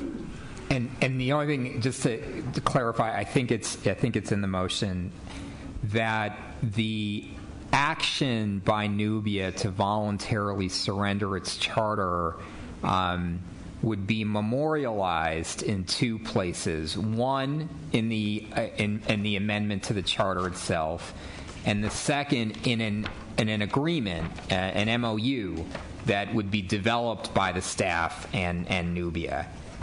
So we could put that as a 5th item, that the surrendering of the charter is memorialized as an amendment to the charter itself, and that there be a memorandum of understanding between the board and between the district and the charter. So those are the 5 points. Now, just to clarify, Ms. Fiorato, could you read back what you have to see if that's consistent with what we're thinking. Okay, I have that if the charter is renewed, there will be a 3-year review annually with the following elements: specific API milestones set by the state of California. At the end of the 12-13 year, they would have to convert to a 501c. Number 3, C3. Number 3, staff to include specific criteria by the board. For the makeup of the charter board. Of the charter. Right. Charter board, yes, right. Excuse me. Okay. And then number 4, that all of these elements in the charter document be signed by district staff and Nubia. And then number 5, let's see, the action of surrender by Nubia be memorialized in the MOU? Is that? And in the charter. And in the charter, and the charter. itself. Yeah. Charter, okay. Can I just... And so in the very first one, it's an annual review for each of the first 3 years, and that the understanding is that the charter would be surrendered if that growth target isn't met in any one of those 3 years. So for the growth target, I want to make sure, I want to clarify, because I heard someone said the API, but I don't know where they are right now, and I don't want to set anybody up for failure. And so I don't want, if they are 50 points now below the API, and you saying make that 50 points up plus whatever you need to do next year, then I just want to make, so it's just 10% of the next, whatever they have now. I just want to make sure, because I don't want... API growth targets are based upon where you're at now for reasonable, attainable, measurable growth that's realistic for all schools in the state. I don't want us saying you're going to have to go here when they're not going to be able to go from here to here all of a sudden. And if we're saying that every year you're going to have to come back and show growth, and so that even means that, does that mean that this year if they don't show growth you're going to have them come back, or you're going to just not use this year at all and then you start next year? I think that clarification needs to be made as well. 12-13 year. I mean, yeah. It's the 12-13 renewal, starting in the renewal period. So basically 11-12 is the baseline, whatever it ends up being. Right. And also, I would like, when staff gets clear on the thing, Mr. Curry to come up, and if there's a board member here, to state on the record their support of what we're doing as well. Okay. First of all, let's hear from. First of all, let me one for the superintendent. Is there a second to the motion? Now that we've thoroughly second. Okay, Mr. Beiser. Okay, but we're going to have the superintendent. Mr. President, we need to clarify the motion first. Sure. Okay, let me do that. Everything's fine, except we want to make sure in the motion, either in number 4 or 5, that Nubia be required to file for a material revision reflecting this motion, because that's what puts it into their charter. Yeah. They've offered that in their letter. Yeah. I want to make sure that the board is clear that that's part of what we're requiring. And that's what Mr. Aguirre and I were whispering about while you were talking. Yes. So filing for a material revision to the district. It will be an MOU, and the MOU will include a requirement that they file for a material revision reflecting these terms in their charter. And that would be added in there, Ms. Virata. I think it just clarifies what you have. Okay. So we have the motion that's been seconded, and now the superintendent. Just to extend the clarification conversation, Trustee Barnett had talked about a 3-year time frame, and Trustee Barrera had asked for a 5-year time frame. I think we need to confirm what that is. The renewal is for 5 years, which is what we understand. We are required to do nothing or 5. What we're saying within that 5-year renewal will be a separate 3-year examination process beyond what our current process is, with an annual achievement targets, which if they don't meet, then they will voluntarily surrender the charter. So it's a 5-year renewal, but the 3rd year is the tipping point. It sounds like based on the academics. But it sounds like actually it could be surrendered after the 1st year, after the 2nd year, after the 3rd year, and then after the 3rd year, it would wait until the 5-year renewal period. So it's not really waiting 3 years. Okay. I just want to clarify that. It's growth each and every year of those 3 years, which is a very my other clarification point would be, what's the differentiation between the charter document and the MOU? I understood the memorializing of the voluntary return of the charter. Is that the key point of the MOU, or are there any other issues that the board wants to make up, wants to focus on? I think that was it, and if we require to do that, is that correct? Well, what we'll do is we'll hammer out the MOU with Mr. Gary's help. Well, actually, Mr. Gary's carrying the spear on this one. And then in the MOU, it will require them to bring back a material revision to you at one of these charter meetings to reflect these terms. Okay, so it's a two-step process. And one final question about their board, because it was in the motion about the board criteria, and so what was that? We have previously approved ideal criteria for making up charter do they boards. understand what that criteria is? We've talked about it, but not in detail. So I don't know. Mr. Gary, would you be able to summarize what the board recommendation was from your memory? I can definitely give it a try. So basically, it's being approved for 5 years. The charter at any point, it doesn't have to be 3 years. Whenever they want to, they have the right to voluntarily surrender. Nobody's going to require them to operate a charter school. It can be 3 years, or whenever they include that number in the charter, then we can hold them to that. Again, they can basically voluntarily surrender charter at will. They don't have to operate a charter. We can't require them. So it's a 5-year renewal, but we are going to build in that timeline of 3 years with annual benchmarks that we're going to be building in. I'll be conferring with council about some of the things we talked about. We talked about the 501c3 as one of the requirements. The API milestones is the second one. The third one is the board of governance makeup, and that they align with the previously adopted policy regarding governance. And can you summarize what that is? That's what I was talking about, summarizing. Right. When we made the recommendations for how boards are composed. Right. There's a number of options that we included in there. One of them is democratically elected boards. Another option is if they partner with an outside entity. It could be Boys and Girls Club, some type of organization that provides additional support, either through like volunteers or tutors, or it can be through financial support. So there's some flexibility there. So there's some options there in terms of partnering, in terms of democratically elected boards, and just overall parent and stakeholder voice. By stakeholders, it includes community, includes staff. So ensuring that they have an overall voice in the governance process of the school. So those are what I seem to recall. I don't have it. Yeah, and I want to give room to staff to work with the school to develop the process and the governance structure. However, I would just express a strong preference towards the democratic election of the board as part of that governance structure. And I guess maybe another clarification in the motion is we talk about this composition of the board, and we talked about like the 501c3 being by the end of next year. What's the time frame for having this acceptable board?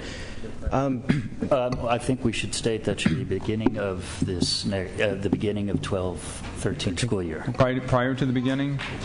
Well, it needs to be in place by the first day of school. Okay. So at least. Well, you want the people there, the parents that are going to be that will have children enrolled in the 12-13 school year to be a part of the process. And I don't know if that's if you look at early enrollment and those parents to participate. On one hand, you clearly want the board to be constituted before the school year for planning, because we've got to do some things there a little differently to make sure these kids are getting more support and more help. And then the other side of it is, so you want a board to be constituted before the school year to get going on the right track right away. But then on the other side, you want to make sure that everybody has a voice in electing this charter board. So I think that's something we have to talk about. So I think this is why we would ask or direct the staff to work with the school to develop that process. I don't want us inventing that process up here on the dais. Yeah. Right, but in terms of the time frame, it might be reasonable to say, without deciding before, maybe October 1st or something, I'm just going to throw out there, that it be constituted by then. So they could do it during the summer or after the beginning of the school year. I agree, we shouldn't get into the details of that. But we want milestones by the end of that year, by the end of this year. These dates are important that we've established. Otherwise, it's just kind of floating around. Yeah. Okay. Okay. Other board comments on this motion? I do have a couple comments. First of all, I'd like to acknowledge the work of the staff and the legal department. This has not been an easy process, and this is not a very, very easy decision for me, because on one hand, I see a school that is failing academically. And I think that's clearly acknowledged by parents and staff at the school. But the question is, as a teacher, what do I do with a student that has an F on a chapter test? Do I quit? Give them up? Or do I say, this is a great opportunity, this is a call to action to reflect upon the grade F, to figure out we got to do something differently. We need to come after school and work on the problems that you don't understand how to do, and give that child an opportunity to reassess and show me that what they have learned. And I think that that's kind of my angle, is that I don't think that we should give up academically on kids or on schools, but I think that we need to use this as a call to action. Clearly, we have to do something different. And the reason why I'm kind of excited about this is because charter schools have academic freedom to do almost anything they want. And this is a great opportunity then, not only for this charter school but for others, to use academic freedom that they've been given by the charter school laws to adopt research-based support intervention strategies where other schools that have used these same kinds of support and strategies and interventions, and these other schools around the state and around the country have used their academic freedom to come out of program improvement, even though they might have 100% poverty, 70% English language learners. So I really look forward to this challenge that we're throwing down the gauntlet.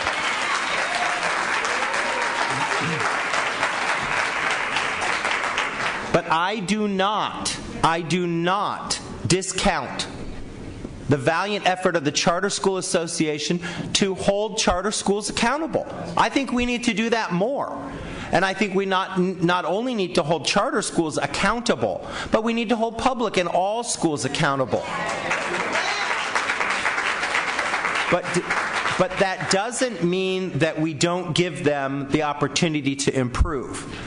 And so that's what I would really commend the Charter School Association, and I look forward to their continued effort to help support Nubia so that it can be a model example of what a charter school can do.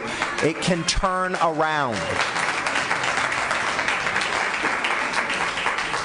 And finally, a point of clarification. Before this board member casts its vote, I absolutely have to know, is this action legal?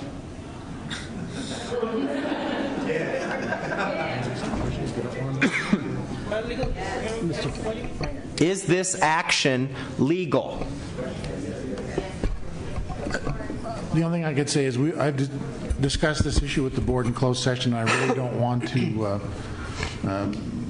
release that information without the board as a whole authorizing me to release that legal advice that I've given to them. I can't have one board member ask. Right, but there's a difference between legal advice and is this a legal action of the Board of Education? There's risk. We all acknowledge that there's some risk that we as a school board are taking in placing trust in extending this charter even with these conditions, and we're placing the trust and the faith in the leadership and the parents and the teachers of this school to act in good faith based on what we are essentially negotiating here. Now, someone could sue us, and then ultimately a court will decide whether the action is legal or not legal, and hopefully no one will sue us, and people will support the efforts positively and try to find a positive conclusion. But I think there is risk. I think Mr. Barrera, by raising those issues earlier, acknowledged that some of those risks are. I would certainly, support allowing Mr. Shanky to give his full, legal opinion here in the public. I don't support that. I think our attorney's responsibility is to defend the district in some cases in legal issues. I think he has given us, and the staff has given us, legal advice under the cover of closed section, which allows the district to protect potential liabilities. I don't think we need the attorney to specify the potential liabilities that a potential litigant could. We don't want him doing the work for somebody. Okay, let me rephrase the question then. Let me rephrase the question. Is it legal to make, as a condition of renewal, an MOU codifying that they'll forfeit their charter if they don't meet their API goals? And is it legal to require file for material revision to revise their charter to then forfeit their charter voluntarily if they don't meet their API goals for the next 3 years? Is the MOU and the material revision to change their own charter, are those two things legal? Sounds like the same question. No, I prefer a lawyer.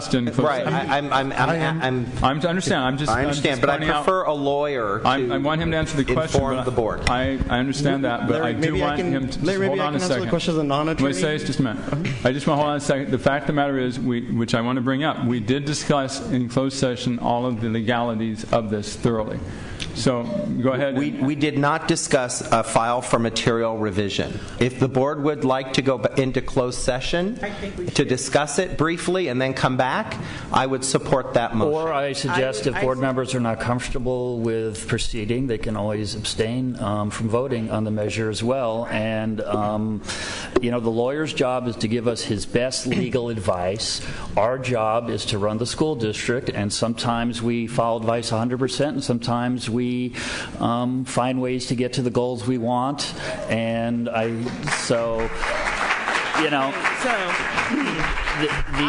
the attorney has reviewed the motion on the floor. He suggested some specific changes to the language. I'd like to move that the board goes into closed session. I second that motion because he has not reviewed the motion that we just made here on the floor tonight. And certainly I can support this motion if everything is okay with it. But I'm not going to set the school up for failure. I mean, it's already where it is now. I don't want to compile that problem by every year and having to come down here and continue this cycle. I think we need to get it right the first time. So I support us going back into closed session with the motion that is currently made and having that discussion before we vote on it. Okay, it's a motion and a second to go to recess to a closed session and return to open session. Please vote on that motion. Mr. President, we have a motion on the floor already. A motion to approve. Robert's Rules of Order allows us to go into closed session and then. No, we have a motion on the floor, and the motion has to be either a substitute motion or it needs to be. So I suggest we vote on that motion, or we do a substitute motion or some other process. But I think the substitute motion is that we go into closed session. Mr. Shanky, can we? Well, Robert's Rules of Order doesn't talk about closed sessions, to be perfectly honest with you. So it's a matter of whether it's a board. Okay, so we have a motion and a second to go into closed session. We also have a first motion on the floor. We have a motion on the floor, which was the first motion. Okay, so Mr. Shanky, are we allowed to vote on going into closed session? Once again, I'm not aware of it being what's the term that Robert's Rules of Order. Yes, adjourn. We don't have to vote on. Can I just speak to? Yeah, I obviously support the motion on the floor to renew the charter with the conditions that we've talked about. I want to make sure that board members are comfortable in what we vote on, and for that purpose, I think it's appropriate to adjourn into closed session right now. Okay, please vote on the motion. You need to pull the second on the motion on the floor. We have a motion and a second already on the floor to vote on the renewal of the charter under these conditions. I think the point is that we don't have to vote to go to closed session. We can adjourn to go to closed session to discuss the matter. And that's what we're asking. I think we'll defer to the president. Okay, we will go into closed session briefly and return. The chair's call.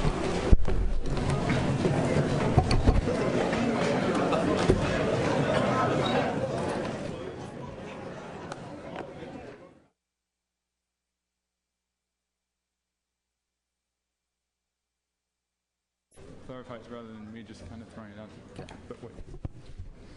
Okay, we're going to reconvene the meeting.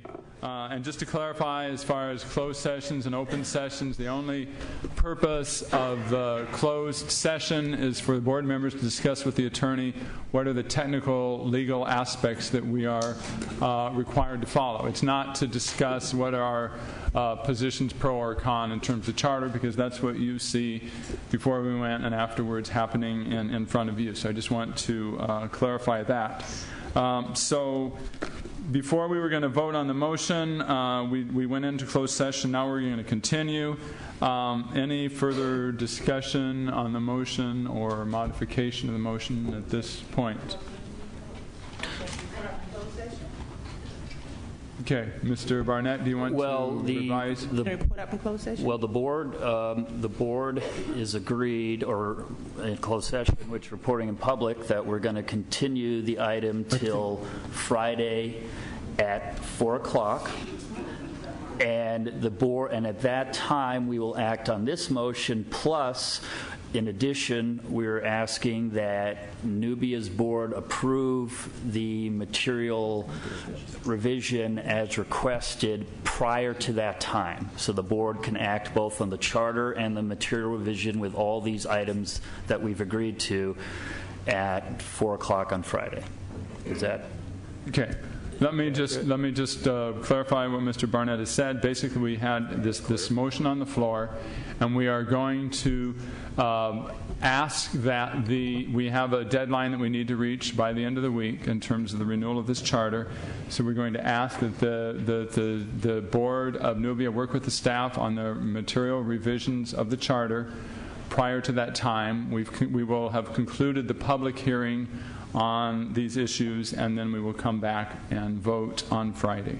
With this board member, and I believe the majority, understanding that if Nubia agrees, the Nubia board agrees to everything we said tonight, then there will be support for going ahead on with this on Friday. We just need to make sure that both sides of this partnership are in agreement, and then based on all the conditions we discussed tonight. So right, we need to see exactly that, and we need to see the material revision and the fact that the other side is agreeing to it.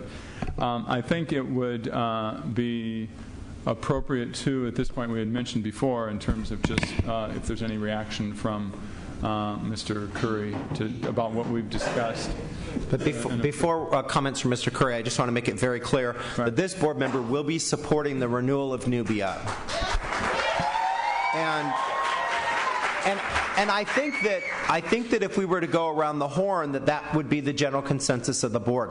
What I need is the material revision from your lawyer to be codified in your charter. That's all. And once that occurs, then it's smooth sailing. Well, to clarify, it's not just that exact wording, though. Sure, but you know what I'm saying. Working with staff, but we are on a very tight schedule. We have to have the material revision approved by the Nubia Charter Board to make it to solidify that. So.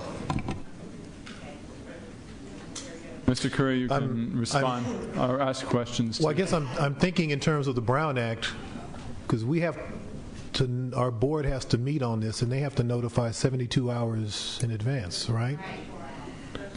Are there provisions for emergency meetings? Well, they have the 24-hour special notice.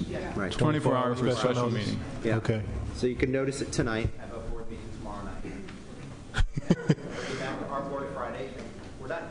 So procedurally, I just want to make sure I'm crystal clear, because we have 3 days, 2.5. We can what? Oh, we can do it. I just want to make sure that You can, you will, and you must.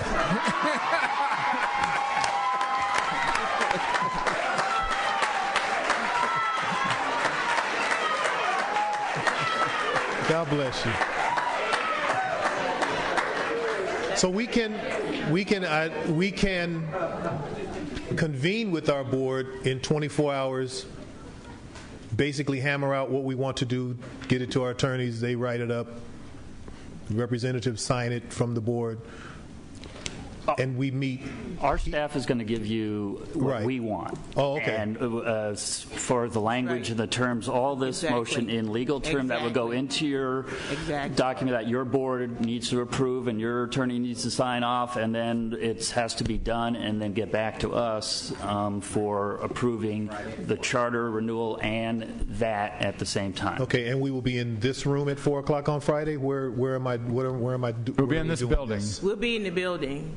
But I just stand in the hallway. Oh, from Nubia. No, well, we right now, because some of us will not be here, we'll be up in our conference room. It'll be open. The door will be open, but we just really need to have the motion. I support the motion on the floor, but your board really needs to approve it first.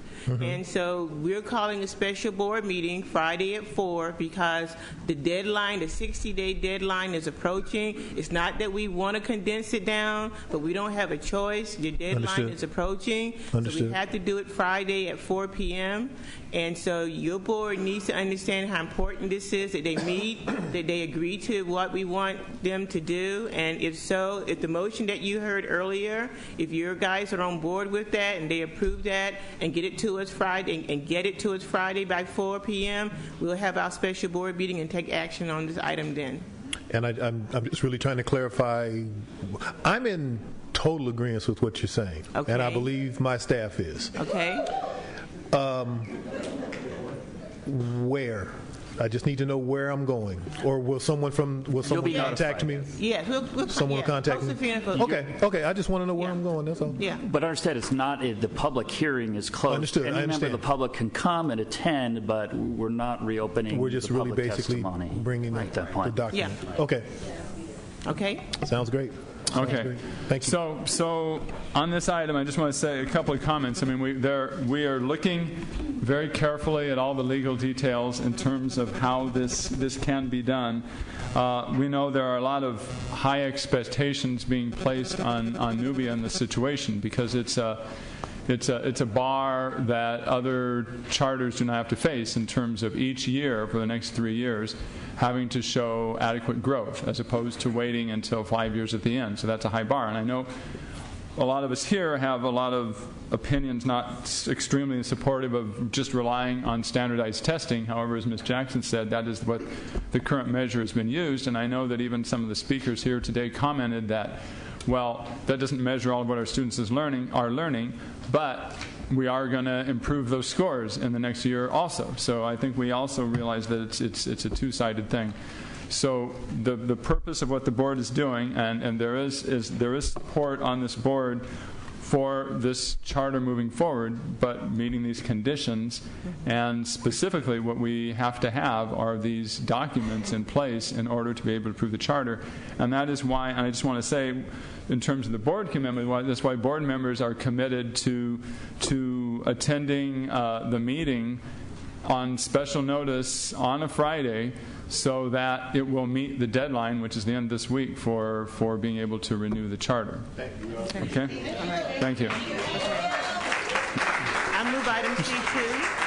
Mr. President, if I might, excuse me, I might suggest that there be a formal motion to continue on the condition. I move we continue to Friday afternoon at 4 p.m. Okay, second. Please vote. Okay. Okay, the vote on this motion is continued to Friday at 4 p.m. Item C2 is moved and seconded. That's for McGill School of Success Charter School. From a 501c3. Please vote.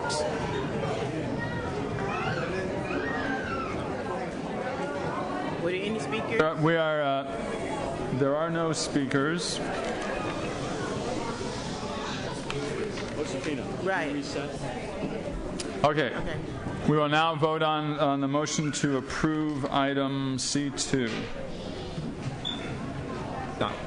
Still not working. Okay, here we go. Okay. Okay, that passes 5-0. Okay. On And- item C3, I'll move that item. Second. Okay, item C3 is moved and seconded. Speakers? Okay, no comments. Please vote. Okay, moving on to item D1, Tiger Team updates. Yeah, a couple. Oh, okay. I asked that question. Yeah. Oh, we didn't have that. Okay. Excuse me, I'm item C3. Yeah, I'm sorry, I just now received your slip. Margaret Sanborn. And we just approved the item, but if you want to speak, we can vote again on it. All right. My name is Margaret Sanborn, and I'm the Executive Director for Pacific American Academy. And I'm here this evening to ask for an extension on the date. Originally, my letter was to bring everything, to cure everything by May 16th. And I'm asking to go to at least June 30th at the end of the school year. Okay, I'd like to get comments from Mr. Aguirre about this sorry. item so we can make a decision. All right, so I'll go ahead and I had prepared something at the statement so that you can be aware of the overall process. With Yeah, just go ahead and explain us what's going on. So this is a consideration of notice of violation for Pacific American Academy Charter School. This is an action item, and we are recommending that the board authorize the issuance of this notice of violation as found in board docs to Pacific American Academy Charter School. This is based on the required financial reports that charter schools have to submit to the district, which include the independent audit, the first interim financial report, and the second interim financial report. Staff has been monitoring the finances of Pacific American Academy and requested multiple plans from the school to address the financial solvency concerns that we have at this time.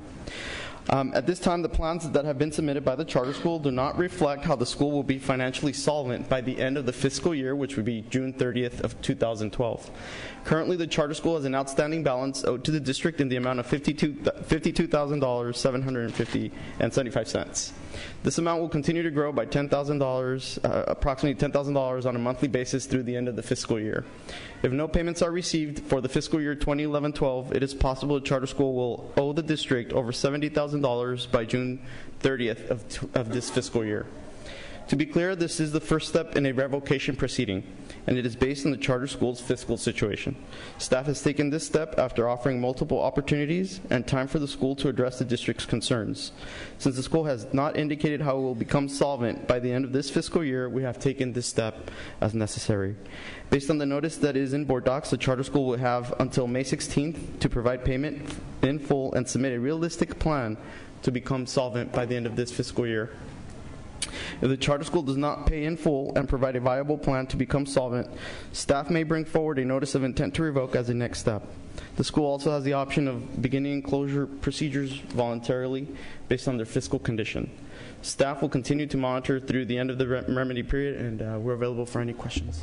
Okay, Mr. Aguirre, could you comment on the issue of May 16th being the date as opposed to another date? How was that selected? Right. We selected that because we've been working with the charter school throughout this school year, requesting at least 2 solvency plans, and none of them have addressed our concerns from the finance perspective.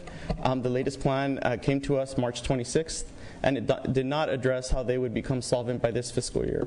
That is why we decided with a May timeline, because we want to make sure that they are fiscally solvent and viable by the end of this fiscal year, which is June 30th. Any timeline beyond that would get us into next fiscal year.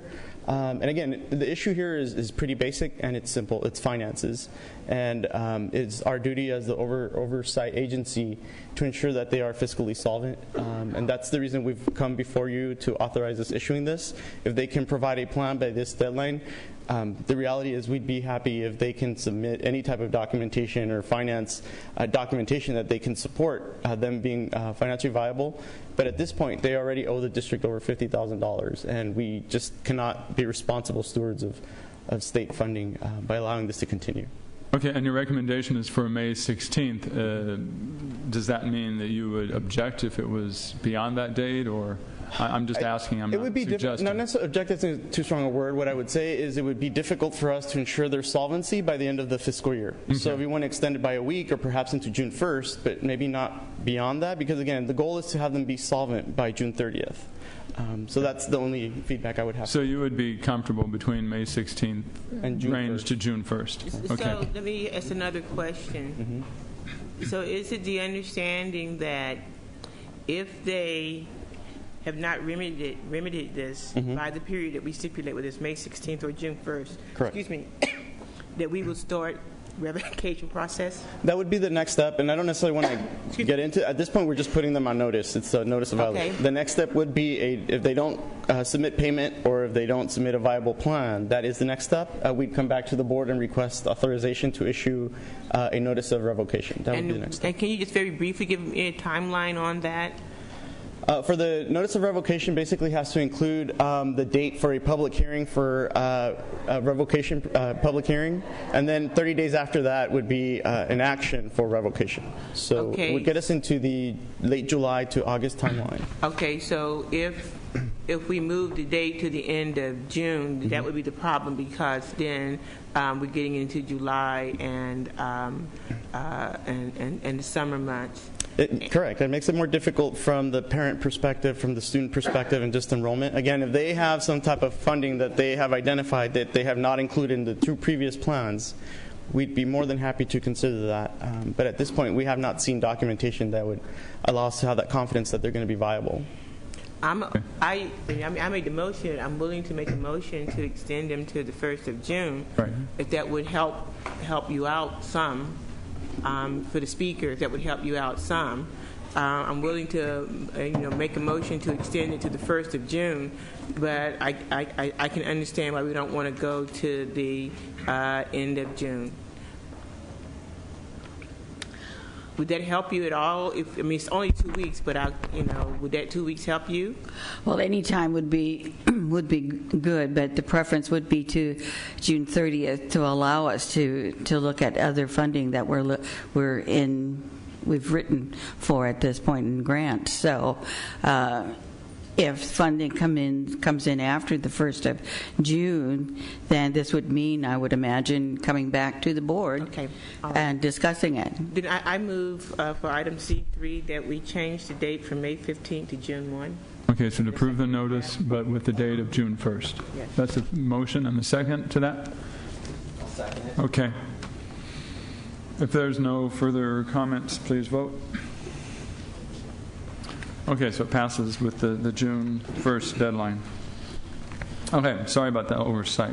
Now going to the Tiger team. Yes, new Tiger teams have been meeting real estate, procurement, custodial, warehousing, and there's going to be an update where all of those Tiger teams will meet May 12th at 10 a.m. It was going to be May 5th, but it's Cinco de Mayo, and there's not going to be parking available. Apparently our parking lot is being used at the Ballard Center. So it's May 12th, 10 to noon, where those Tiger teams will report in and their status, and also the transportation Tiger team is going to be gearing up again to follow up on the recommendations and that the board approved last year as far as the pilot program in order to use swipe cards so we can actually know who rides our buses.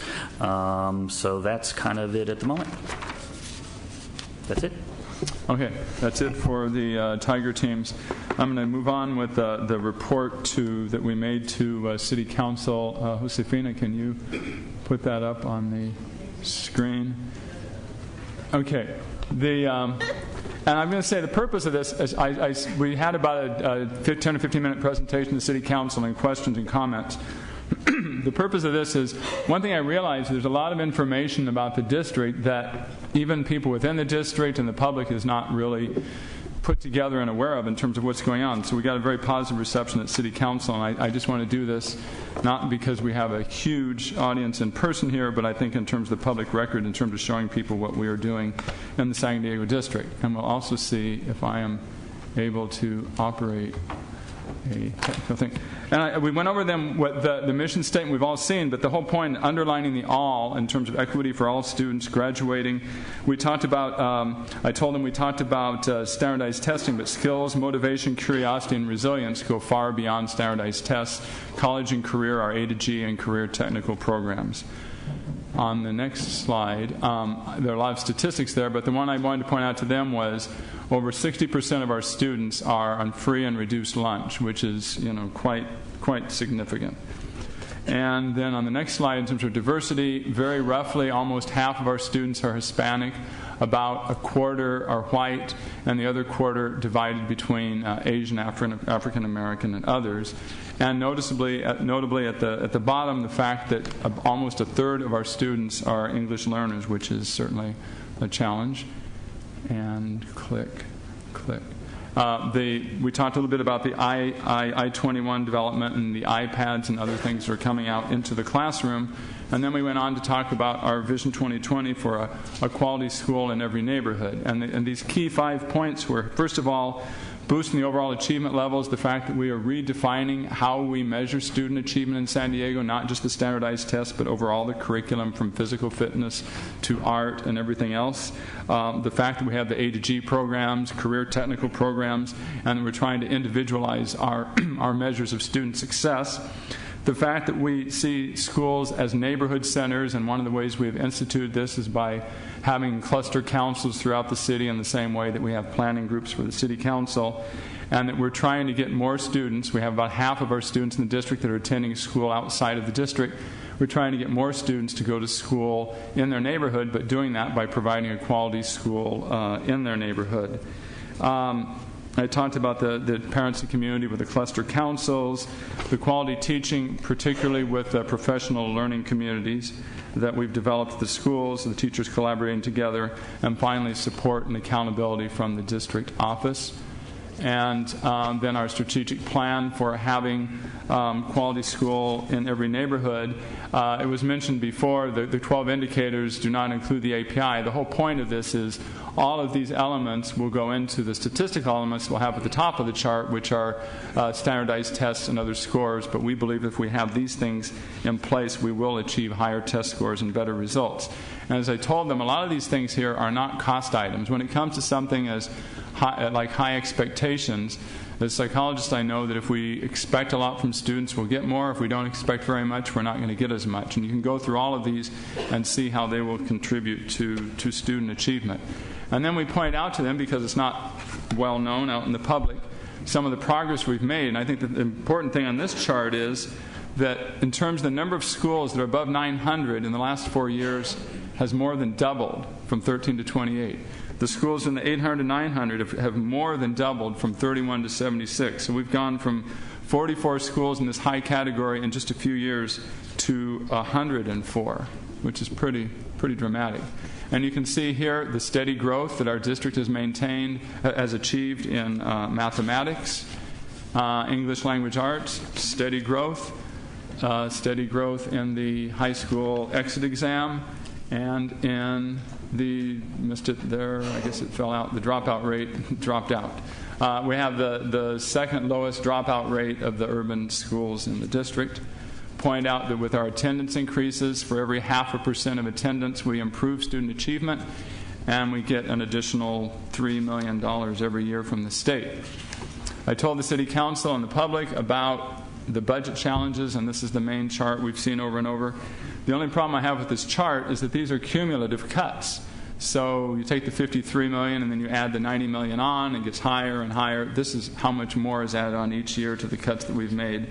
And I'm not going to go into details about this other than where we would be with a normal progression at about 6,500, and we are right now about 5,200 per student, which is a big hit to the district. We told them all the program cuts we've had to make over the last 5 years, and you can look at that list and see a lot of things that we haven't wanted to do in terms of programs. In terms of personnel, you can see right here the dramatic reduction of over 2,000 fewer employees in just a few years. And then we went through some of the other specifics on the budget that we've gone over many times here, so I'm not going to go over those here, other than we have few options left other than to work together with our employee groups to avoid the massive layoffs, which we believe we cannot stand. And finally, we talked about not mayor takeover, but how the city and school district can collaborate together. And the first thing we want is the city council to enthusiastically support the reform efforts that we're making in the San Diego School District.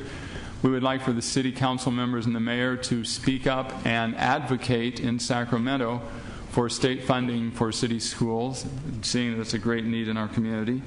And then the other areas where sometimes we have collaborated in the past and we can continue to collaborate in terms of police protection, in terms of libraries, parks and recreation, after-school programs, high school internship programs, and public transportation for students. So again, we got a very positive response from them, and they were pleased to know what we're doing at the district. A lot of times, the city council members are fairly well-informed people and didn't know a lot of these very basic facts about our district. So that concludes that. For more information, contact Superintendent Kova. Okay. Is that part of your presentation, that they're well-informed individuals? Or yes. That oh, yes. Okay. I think it's very helpful, and I think the more knowledgeable they are, the city and others, public, about us, our students, is very positive. On joint use, when Prop MM was passed in 1998, the Citizens Oversight Committee, which I was chair of with the Taxpayer Association, recommended that every new library we build, and there were some 13 new schools, and every library is upgraded, we should work with the city on joint use. The school board at that time, which no one here was there then, unanimously opposed the idea of even talking about joint use. And in all frankness, the city wasn't really thrilled about it either, because it's a turf issue. So now we have incredible libraries that we, as we know, are closed because we don't have staffing, and the city have constant challenges on their staffing issues. So a lot of the problem is turf issues. And I think you going there and discussing these and opening these up shows that we should discuss. There's a lot of areas, health care issues, transportation, safety, a lot of issues that we can cooperate on and leverage our tax dollars better. So I commend you for going and educating them, and hopefully we can work together in the future. Right, and I think as far as the whole point in our Vision 2020 of schools as neighborhood centers, this whole issue of the libraries is why do we have a library over here and a school over here, and the school is barricaded at night? And we just had the joint use dedication at Jefferson, right? And there are lots of opportunities for that, and combining with after-school programs. And indeed, the city was, as I recall, was the one behind the whole 6 to 6 program initially in terms of having the before and after-school programs. So that was a good example of collaboration. And so I think the more informed people are, the better off we are in terms of what we're doing. Let's move on to the next item on the agenda, which is the resolution in support of Proposition 29. This is Mr. Beiser's motion, and we have one public speaker. But first, I'll have Mr. Beiser speak about this. All right. Many of you know that my mother has been a longtime smoker, and she's just recently diagnosed with lung cancer and is terminal. And there's a lot to this Proposition 29, and I'd just like to read the resolution, which speaks to how Prop 29 can and will have a very positive impact on children, especially children in high schools. And that's where I think it comes under the domain of this Board of Education to take a position that will support a safe and healthier future for many of our children. Whereas Prop 29 is a state initiative which is if passed by voters in June 2012, would raise the state's tobacco tax by $1 per pack of cigarettes.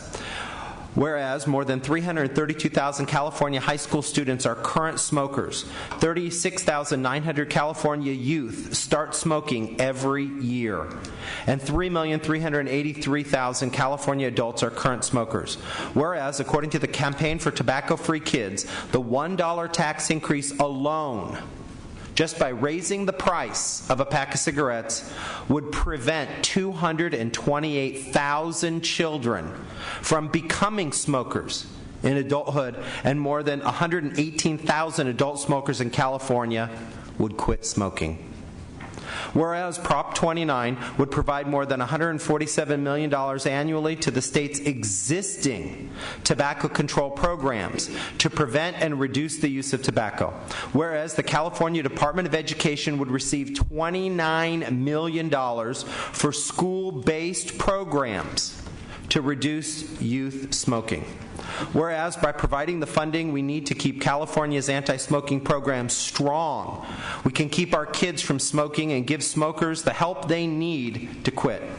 Whereas Proposition 29 would provide $22 million annually for law enforcement efforts to reduce illegal sales to tobacco products to minors and other anti-tobacco law enforcement. Whereas cigarette smoking and other uses of tobacco remain the leading cause of cancer, heart disease and stroke, and lung disease in California. Whereas despite continuing advancements in medical treatment and prevention, cancer remains a leading cause of death in California, with more than 140,000 Californians diagnosed with cancer every year. Whereas Prop 29 would provide nearly $735 million annually to fund research and make important advances in the prevention, detection, treatment, causes, and cures for cancer, lung disease, heart disease, and stroke, and other tobacco-related illnesses. Whereas Prop 29 will result in $5.1 billion in long-term health savings to taxpayers and individuals from reduced smoking. Now, therefore, be it resolved that the San Diego Unified School District Board of Education does hereby support Proposition 29 of 2012, which would reduce smoking, especially among children, and fund critical research to prevent and treat cancer, heart disease and stroke, lung disease, and other tobacco-related illnesses. Second. Okay, discussion? Oh, I'm sorry. Yes, we have one speaker here. Thank you. Demi Dent, if I pronounced your name correctly, I hope. We have 3 minutes. Hi, good evening, board members and president and superintendent. Thank you so much. You did such a wonderful job providing the facts of Proposition 29, and I'm here with the American Cancer Society, and it's supported by all the good guys from the American Heart Association, the American Lung Association, and also Lance Armstrong's Live Strong's Foundation. So thank you so much for acknowledging and supporting and adding this to your agenda, and I'm wishing you well during your journey to help support your mother as well. So I hope we get the support from all the board members. As you can see, this is all supported by the good guys. And the ads that you're actually seeing is from the Philip Morris and Big Tobacco Company against Proposition 29. So we hope that you will yes on Proposition 29. So thank you. Okay. Comment? Yes, Ms. Jackson. Okay, go ahead, Ms. Jackson. Thank you for speaking, and Mr. Bajor, thank you for bringing this particular item up. Certainly, I mean, you can have a seat. I'm just going to do my comments. Certainly, you know, I have in the past, and I'm glad this board here is more willing for boards, our school board, to take stands on propositions that really affect our children. And that we also, you know, are looking at how we can move items that educate people and help them. I don't talk about my early days. I'm from North Carolina in Smithfield and raised on a tobacco farm, and everybody smoked, worked in tobacco, I mean the whole 9 yards. And my mother died of lung cancer, but that was just the norm. When we grew up, everybody even played in tobacco fields. So that was the norm at the time, and it was normalized throughout our whole society. As we have come along, we have realized the harmful effects that tobacco has. And I remember, I've never smoked, but I remember trying to get my mother to quit, and the turmoil that caused between our relationship, because I kept saying, well, you can do it, you really can do it, just stop smoking. And, you know, not understanding the full dynamics of the nicotine addiction and all of that. So I certainly, believe, and I even taught anti-smoking classes for the Cancer Society when I was younger, because I believe so much in trying to help people quit smoking.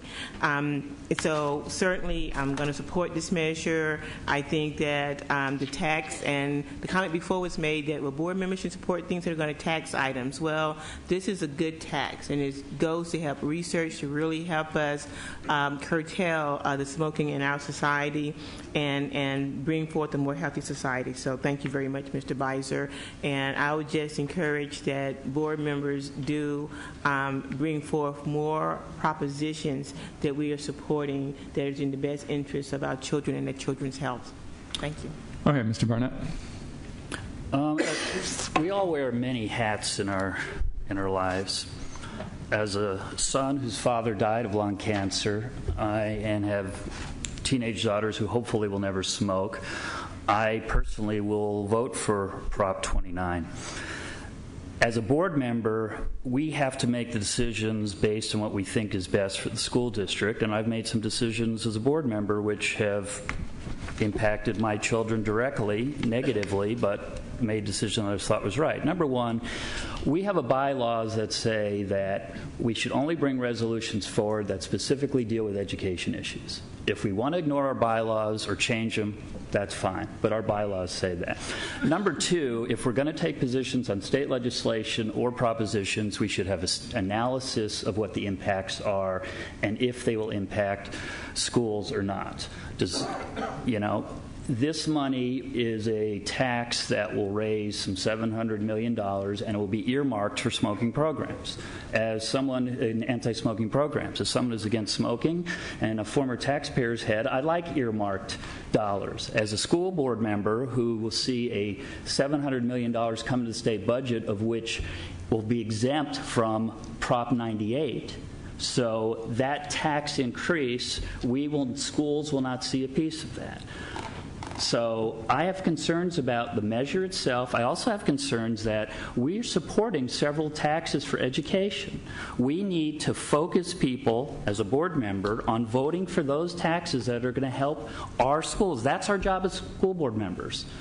And so I don't believe we should support other taxes that are not, as a school board, that are directly impacting. Now, as an individual school board member, sure, if you want to sign on, but basically we're saying the more taxes are on the ballot, the harder it's going to be to pass the tax that we care about. So number one, we have to review what is our policy for bringing resolutions to the board. There's a lot of subjects out there on a lot of issues that are important to me, but our bylaws say they should directly deal with schools. Number two, what are the financial impacts to schools of this ballot measure and any other legislation? We should have as a policy that if staff will review the fiscal impact of these measures and see if there's an impact in schools. As I say, my understanding is we will not see directly for schools part of the Prop 98 funding for this. And number three, the measure itself, I have some concerns about. So I don't support taking position of this as a board member tonight. I, as an individual, will vote for it and support it, but as a school board member and a school board, I think we at the very least should ask staff to see if, because we hear facts on both sides, and, campaigns are known to be a little loose with the facts, pro and con. Let's find out what the impacts are before we put the imprimatur of the school district on the side of a measure when we've only heard one side. And I've worked with the Lung Association before. I've worked with the Cancer Society before on issues. So I think we need to hesitate and be cautious and make sure we're doing what's right first for our kids and our district and find out the facts before supporting legislation with only one side. So I won't be supporting it. Mr. Brewer's reasons. Okay. I just want to, I'm very proud of my colleagues on the board tonight on this issue. We sort of skimmed over it very quickly, but I'm very proud of the leadership that President Evans showed and going to the City Council on the prior issue and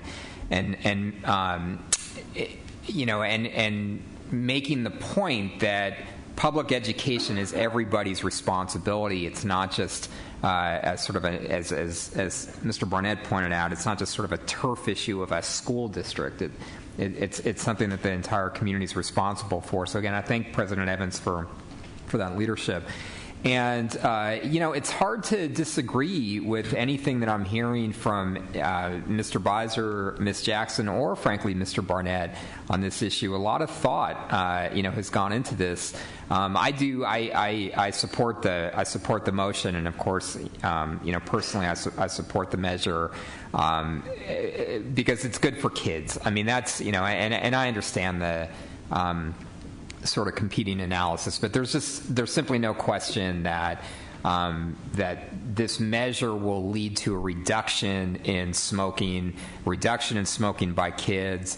I think the efforts going back to the time that maybe our generation was in school, the education around the damage coming from smoking, I think is certainly been a huge contributor to the reduction in the number of people who smoke. So there's no question that this is good for kids, and therefore I'm thankful and proud of Mr. Beiser for bringing this forward and Ms. Jackson's comments. But I'm also very grateful for Mr. Barnett's comments.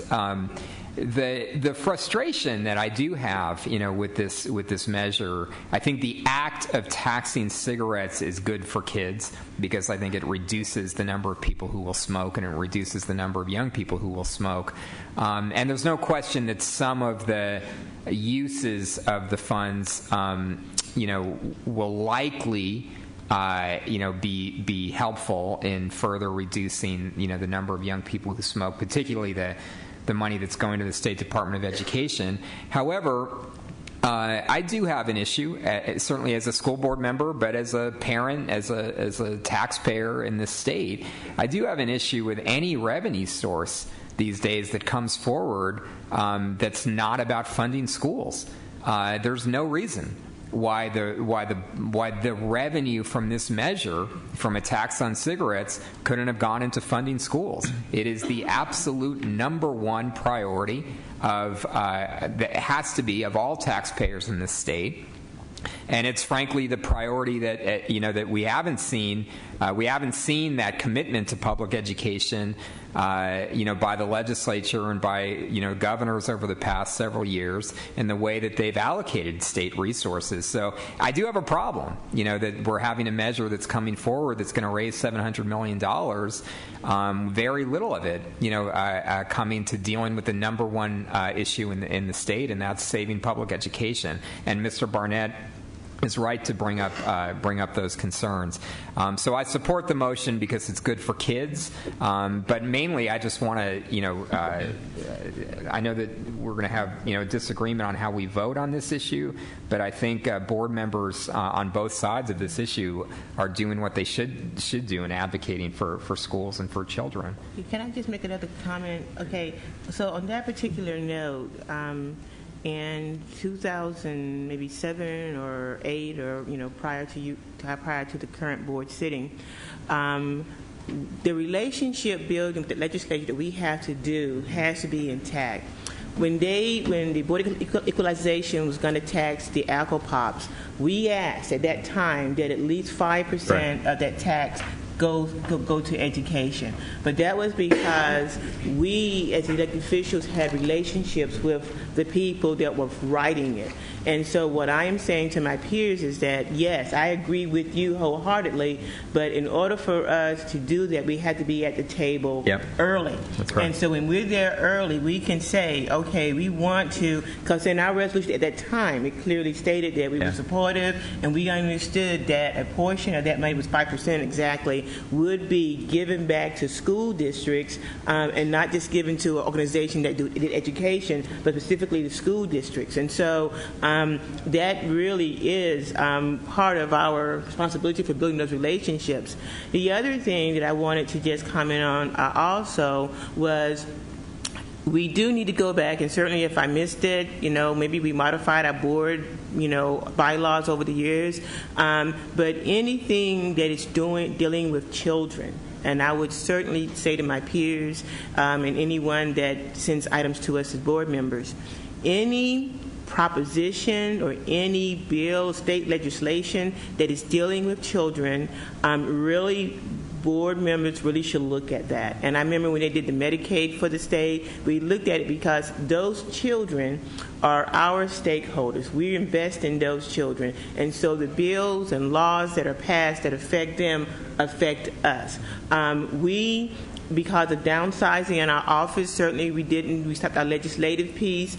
We have a small contingent now, but part of having a good, strong legislative team, board members and staff members, is that we are on top of those. We know what people are proposing. They feel comfortable coming to us saying, you know what, or, President Evans or Superintendent, we're going to put this initiative forward. Do you have the recommendations? That's the kind of relationship that we need to get back as board members with our delegation. We kind of moved away from that for a little bit, but I think we need to. I think this is the first step, really, in coming back saying we're there with you. But I agree with you that when legislators are doing things, education is not at their forefront. We have to put it at their forefront so they don't forget. Okay. I think it's pretty amazing the effect of tobacco on cancer. It sounds like about 4 out of 5 board members have either lost or had a parent to cancer due to smoking. So that says a lot. It's a complicated issue here in terms of this specific measure for me, because the first thought I had was, how is this related to education? And Mr. Beiser has very clearly in the proposition pointed out how it affects youth in terms of smoking, and some of the education funds that actually go into anti-smoking programs and so forth. And then we have other information about the potential impact on education funding and how this is actually not providing our deserved portion of state tax money that comes in.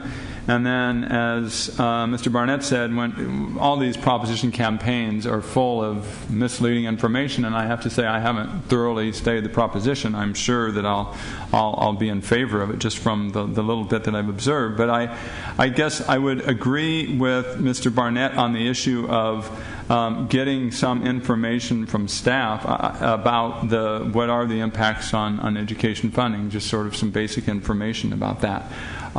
Just to know that, because there are multiple measures and multiple taxes that are on the ballot, and so I think it's important that we have all that information. And I don't want to make a decision based on not having all the facts. So while I support the idea, I'm not going to vote in favor of endorsing the proposition at this point, because my preference would be that it would go to staff first for impacts in education funding, and then I'd be happy to come back and most likely support it. So I understand everybody on both sides of the issue, and I think this is another example of where everybody has the same intent, and it's kind of a difficult decision about exactly where to draw the line. So we have the resolution here, and we can vote on that, which Ms. Jackson has already done, evidently. I voted wrong, so let me correct my vote. There. Okay. Okay, so that passes 3-2. Let's move on to the next item, another proclamation by Mr. Beiser regarding Harvey Milk Day. This is the San Diego Unified School District Board of Education proclamation presented by Trustee Kevin Beiser, recognizing May 22nd, 2012 as Harvey Milk Day. Whereas Harvey Milk was born May 22nd, 1930 in Woodmere, New York. Whereas Harvey was a tireless advocate of fairness for all Americans, both as a candidate for office and as a San Francisco supervisor. Whereas in 1977, Harvey was elected to the San Francisco Board of Supervisors, becoming the first openly gay man elected to public office in the state of California. This milestone achievement gave hope to millions of gays and lesbians across the country that a day would come when they could live their lives openly and honestly without fear of discrimination. Whereas, as a supervisor, Harvey worked with others to secure passage of San Francisco's landmark gay rights ordinance. This ordinance extended employment protections to gays and lesbians in San Francisco, and it became a model for anti-discrimination legislation throughout California and the nation.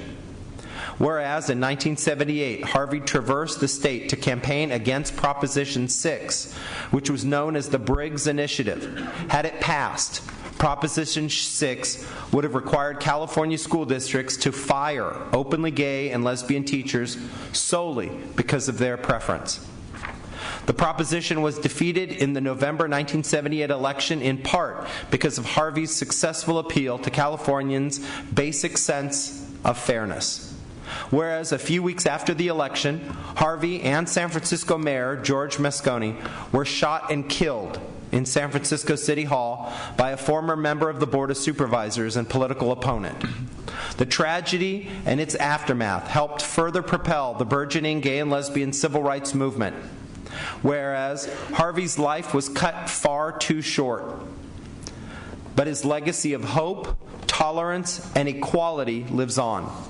Now, therefore, be it resolved that San Diego Unified School District does hereby proclaim May 22nd, 2012 as Harvey Milk Day. Second.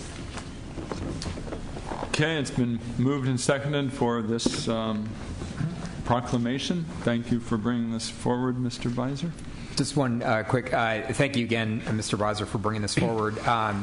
A couple of weeks ago, I was able to go and see a performance by a theater group from San Diego State who came to San Diego High School and did a presentation on the life of Harvey Milk, and it was terrific and well received, and then prompted a facilitated discussion afterwards with the students about issues ranging from bullying to tolerance.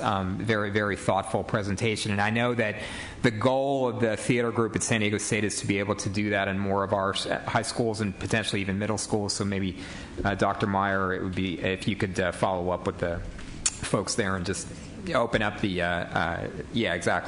opportunities for more of our kids to see that. So thanks, Mr. President. Yeah, I just wanted to point out that as a result of the work of the Safe Schools Task Force with Dr. Dolores Jacobs, we're actually having a presentation next week. I'm on a panel next week at the San Diego Psychological Association Spring Conference, where we're really talking about the whole Safe Schools issue and what other groups in the community can do to get involved. And obviously one of my things I'm going to present to them is just turn it over to the students, because we have some really great models of what the students are doing here in terms of anti-bullying, and this is very much related to the proclamation of Harvey Milk Day. Okay, please vote. That passes 5-0.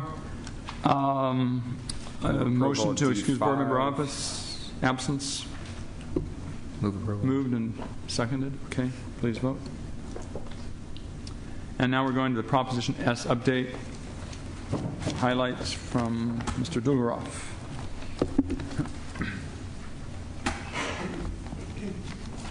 Oh, the clicker is right here. Do you steal the clicker at home, TV too? I can't find it. Good evening, Board of Education Superintendent. I'm going to kind of make this as quick as possible. It's been a long night, so I'll try to highlight the key points on these slides. The Proposition S really supports our mission to provide a quality of school in every neighborhood, and our especially facilitating community, parent, and community stakeholder engagement. We also want to recognize the work of our Citizens Oversight Committee. That's a group of volunteers who spends a lot of time, meets monthly, and really goes over and thoroughly examines the work that we do. As you can see from this slide, there's been a lot of progress. We've got over 100 projects that are currently underway in various either stages of design, construction, or completed. Our I-21 program is one of the highlights of the Proposition S initiative, and we've had quite a lot of progress. We're well into our third year, and of course there was a newspaper article that highlighted some of the recent events, putting iPads in the hands of the students. One thing I wanted to point out is how well the I-21 program helps us maximize federal E-rate funding. We've got over $150 million in E-rate fund applications outstanding right now, and we've actually received $47.6 million of federal money to match the money that we've spent, the local money we've spent delivering classroom infrastructure, wireless infrastructure, switches, routers, controllers, things that we would normally have to pay for with local money. Community stakeholder engagement is very important, and I'd like to thank all the board members that come to the ribbon cuttings and dedications that we have. There's quite a few upcoming events because we're opening a lot of facilities. We just recently had the Jefferson Joint Use Field opening. There's an event at Morris High School culinary facility that's going to be great. If you like good food, that's on the 30th of May. Very exciting event. It's a great facility. This is one of the key features of the program is emerging business outreach. We've been very, very successful in exceeding our goals and dramatically exceeding the market share. Our 2011 accomplishments and 2012 goals are higher than any other regional agency. We're really seen as the leader in this area of community of business outreach. One of the ways that we achieve these goals is through our micro projects program, and we've actually awarded 51 micro projects worth over $300,000 to emerging business enterprises, and completed 28 projects successfully. Project stabilization agreement has been a big success in really meeting.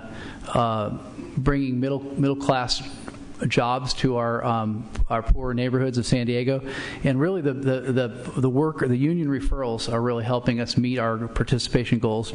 Right now, our union referrals for targeted zip codes are 41% overall, and this year, 2012 union referrals are exceeding 50%. So that's significantly higher than the 35% goal that was established in the PSA.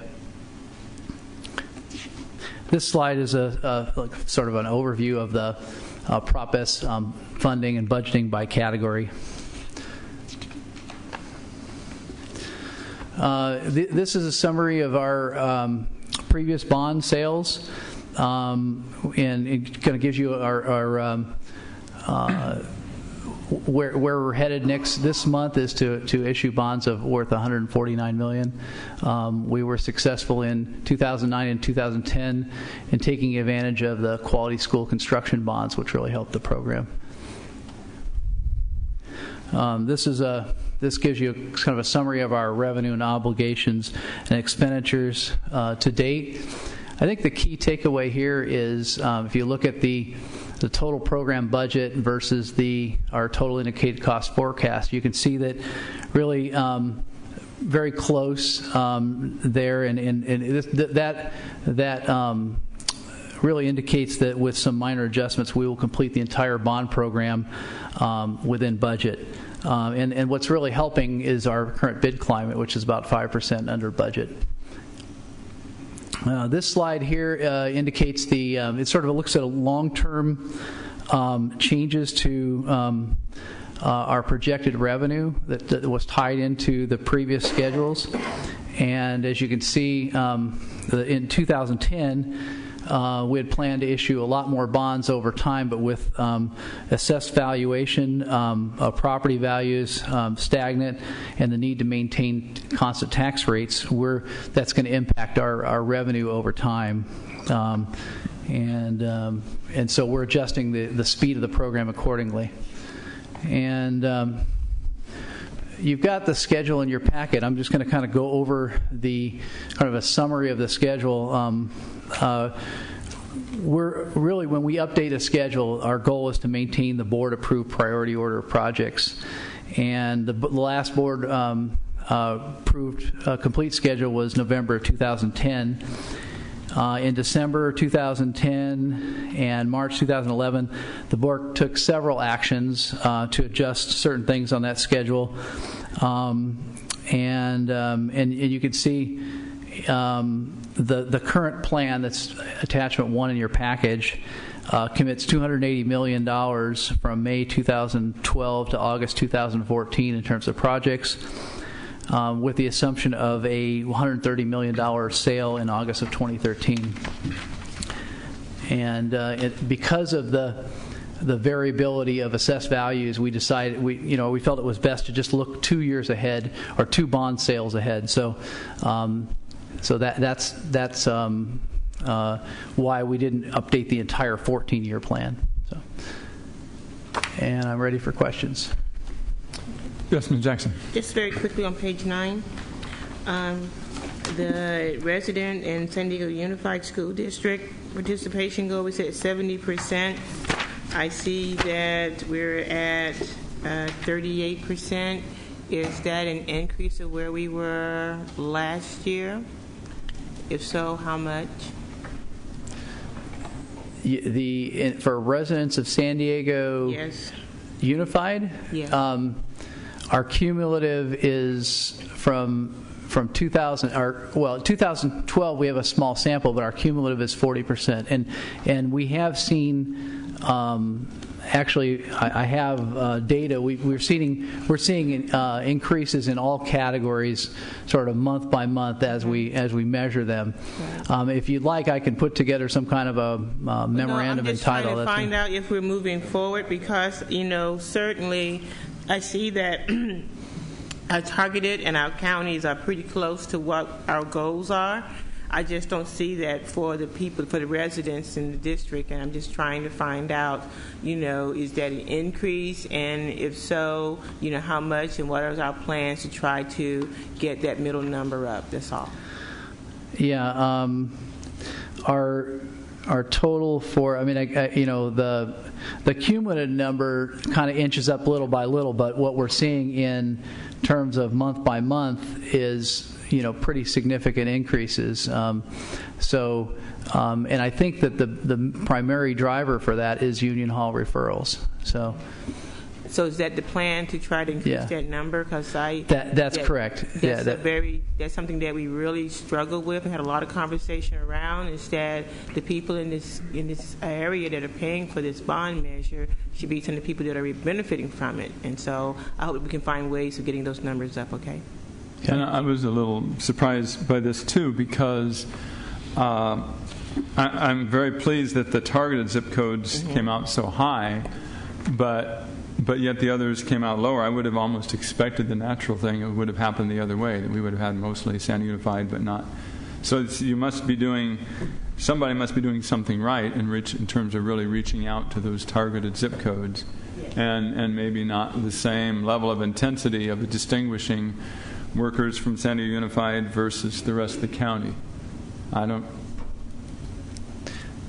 know what's being done or how that happens, but we're working with the union halls that refer those, but we'll certainly take that message to them and work with them to really focus on the San Diego Unified as well as the targeted zip codes. They've been doing a great job. This last, just in 2012, these first 4 months, the targeted zip code referrals are 50% from the union halls.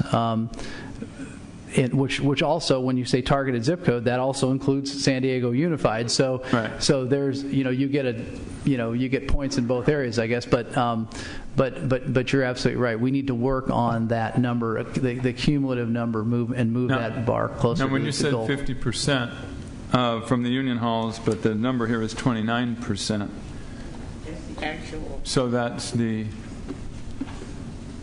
That's the that includes there's non-union workers that are also participating in the work. Okay. So that's why you're pointing out that when the unions are involved, it's much higher. That's correct.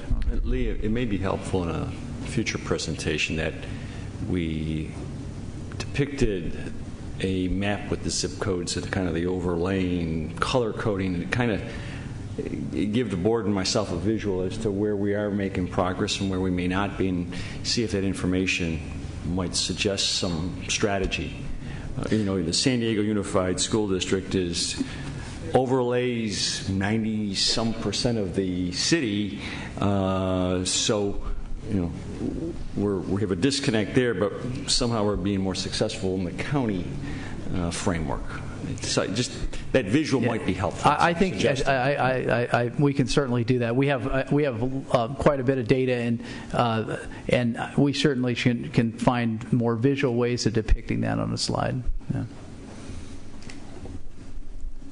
John. Yes. Yeah, given some of the discussion that we've had in the newspaper article, I wonder if Daryl, if you could give us a little bit of an update on the process to go to investing in the iPads and kind of the advantages that we see in moving in that direction.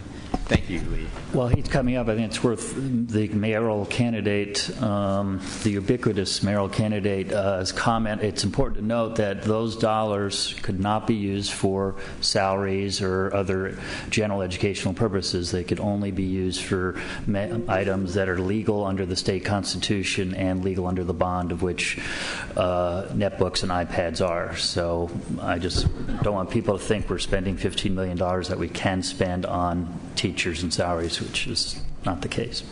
Correct. Yeah, it's unfortunate we didn't get to highlight enough of the great things that are happening in making this transition in that article. I think what's really important to be said here is that we're looking not only from what the Department of Ed is telling us is that in 2015 we're going to be moving to a completely digital delivery model. This school district is leading the way in getting us there. I think we're going to be clearly the most prepared by making the investments that you're making today.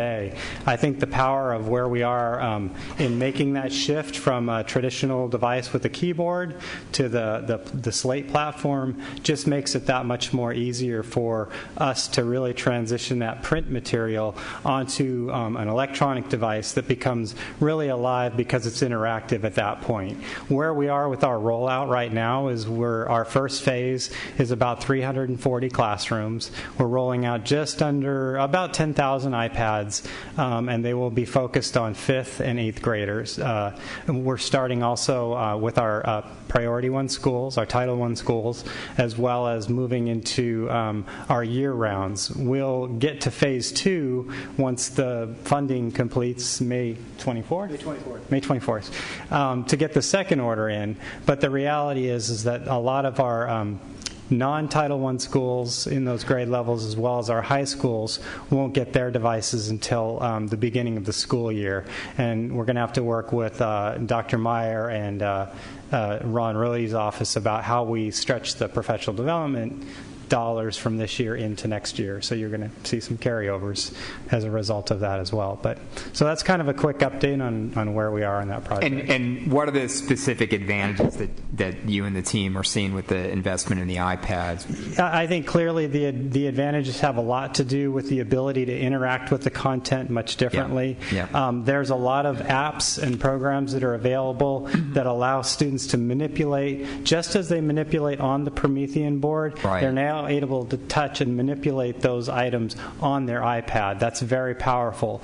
The fact that it lasts 10 hours from a battery life standpoint, our netbooks we were lucky to get maybe 3.5 to 4 hours. So we couldn't get through a full school day without putting them in the cart, getting them charged back up. Really, the iPad can get a student from before they get to school well into the time they get home and do all the work they need to on the device. So that's a huge plus. We've also seen the fact that the screen size is slightly larger and much easier to read that electronic textbook as well. So, and I think it becomes a natural engagement device for the era that we're in, quite frankly.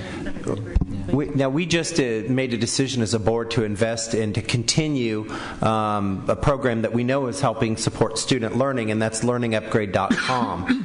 I know that LearningUpgrade.com is compatible with the netbooks.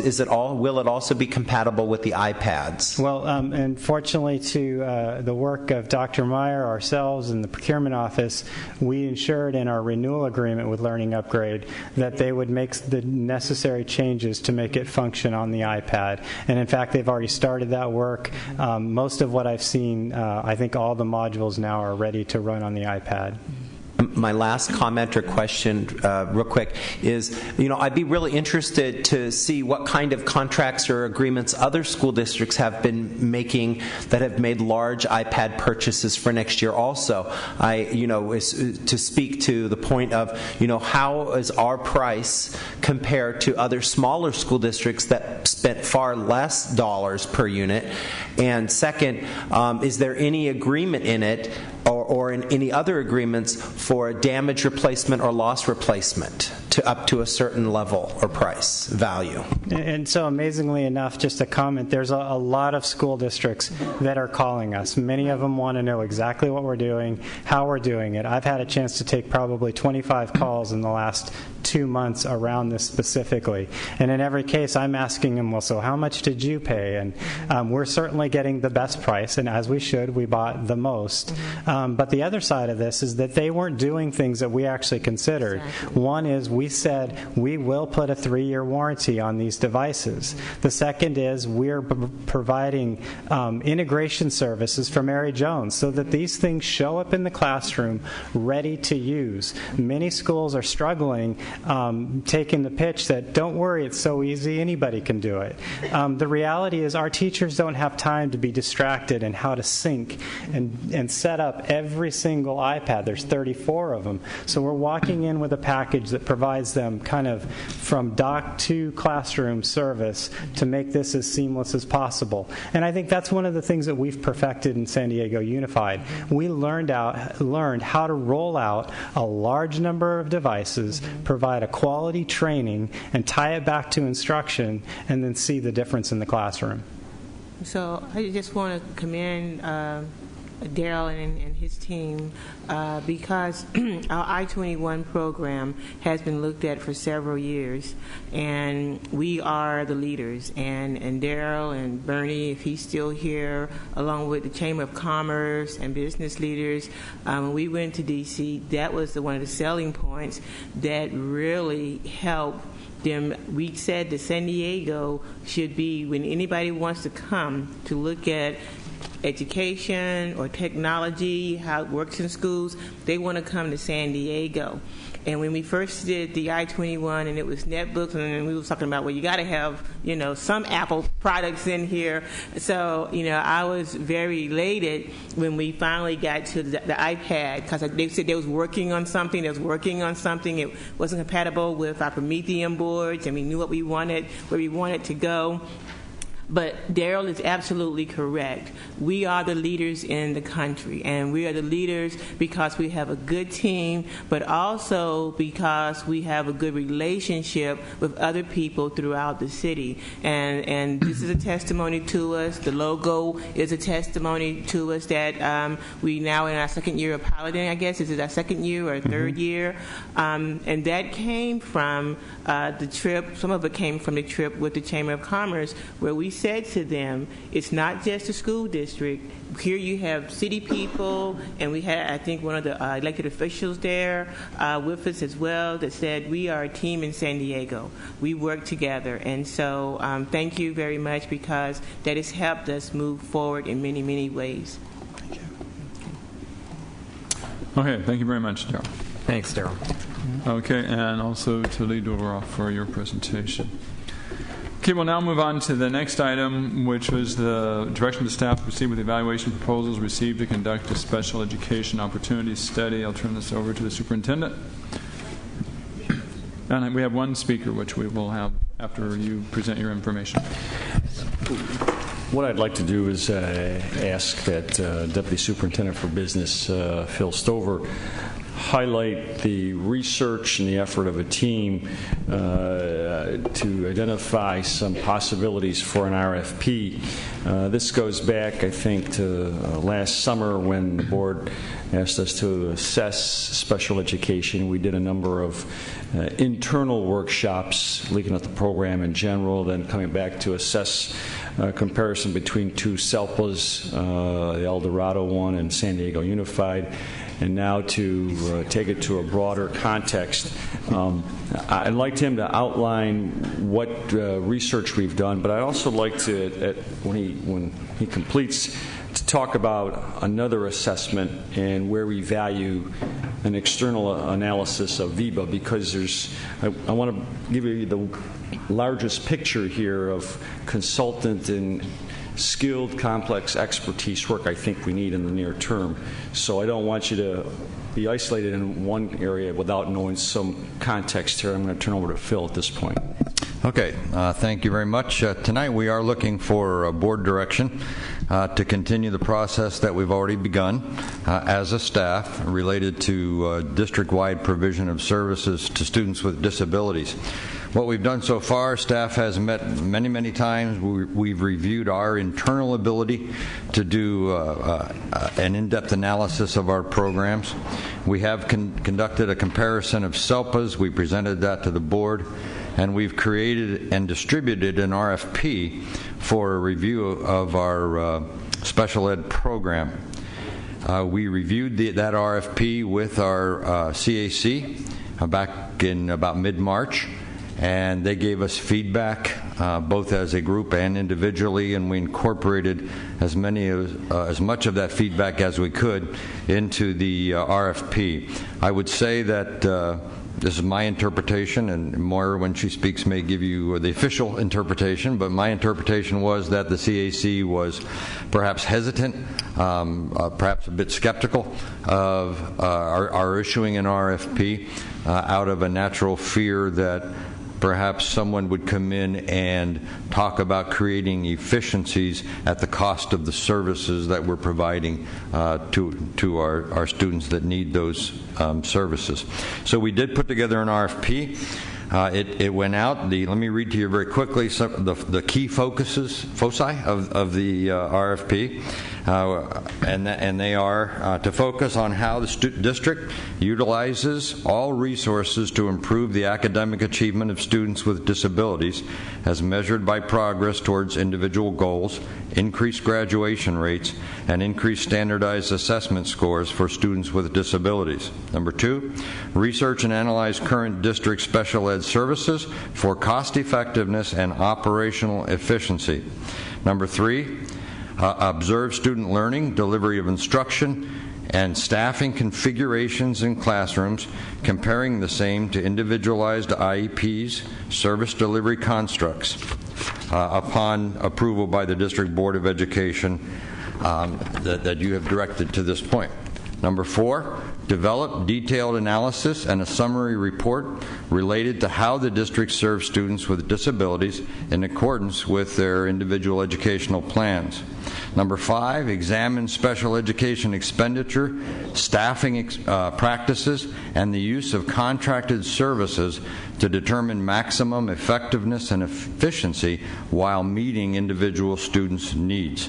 Number 6, inform the district of national special education programs which have been recognized as providing adequate progress towards individual IEP goals, increasing standardized testing, results for students with disabilities, and increasing graduation rates. And then number 7, to present those findings, their assessment, the reports, and analysis for both community, staff, and board review and consideration. And to do that in a time frame that enables them to be in our classrooms between now and the end of the school year to look and observe, and then report back to us in the late summer with their findings. We did have 6 respondents to our RFP from all over the United States. The prices for the service that they would offer us ranged from a low of $76,000 to a high of $603,000. So it was a very broad range. We did not get a lot of vendor questions about the intent of the RFP, because I think what I read to you is fairly specific, but yet there was a wide range between the low bid and the high bid. However, if you take out the outliers, the low and the high, the majority of the bids were between $161,000 and $250,000.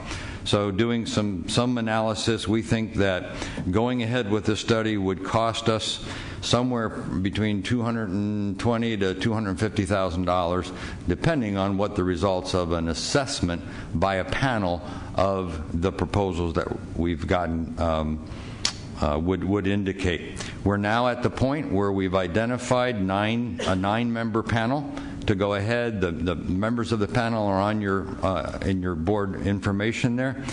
We think it's a great cross-section of financial, instructional, and special ed folks, along with the CAC representation as well.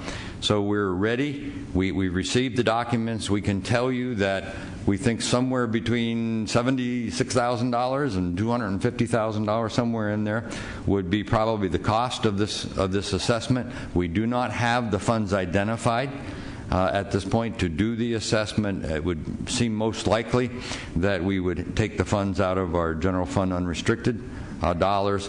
The staff, finance, has been very hesitant to use special ed funds, specifically earmarked for the provision of services to our children, to hire a consultant.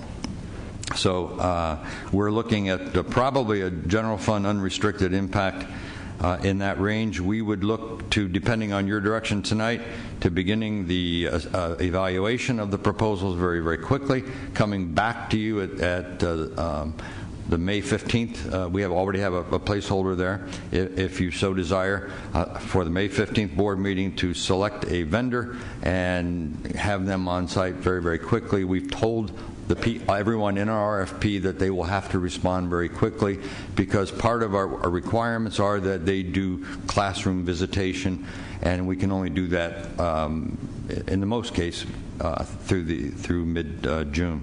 So we would like to know if we're interpreting your direction correctly. What I've just described to you as what we have done to this point and look to do. And then the superintendent, I believe, has a second concern about a second process that he may want to bring. Yeah, and so we've done the research, built the team, and I think what Phil did was give you a high-level view of cost, unfunded cost. It's clear that we've reached a point where if we want to identify a different set of actions to be taken within the special education department, we would have to have a little bit of outside perspective on this. We have to be sensitive to our special ed CAC and special ed parents, and where their concerns are, we're going to hear, at least in one set of testimony, they've found value, I think, in the HARE model that we have implemented over the last several years, with some positives and negatives. But when we move into these deep dive, in-depth assessments, the operating staff probably does not have the capacity to do this without looking at outside sources. And that leads me to my discussion. The board has asked us about a major complex assessment of the healthcare programs. Another instance where a consultant would have to be brought in. We've had some small group discussion. I've asked Mr. Stover to highlight a timeline. This is a good 15, 20-month plus process for which we would be coming to the board. We have a memo out there. I've got the finance department looking at some historical analysis of where we have been with the relationship. But you can look out there in the very near term where we'd have to talk about another consultant effort that's unfunded. Both have tremendous potential for pointing us to a better place in terms of operating. But you have to appreciate we would be dependent upon some outside expertise and having to identify some significant amount of funding to make that happen. So that's the broader context that I want the board to be aware of as we discuss this particular. Okay. And now we'll have the public testimony. Moira Albritton.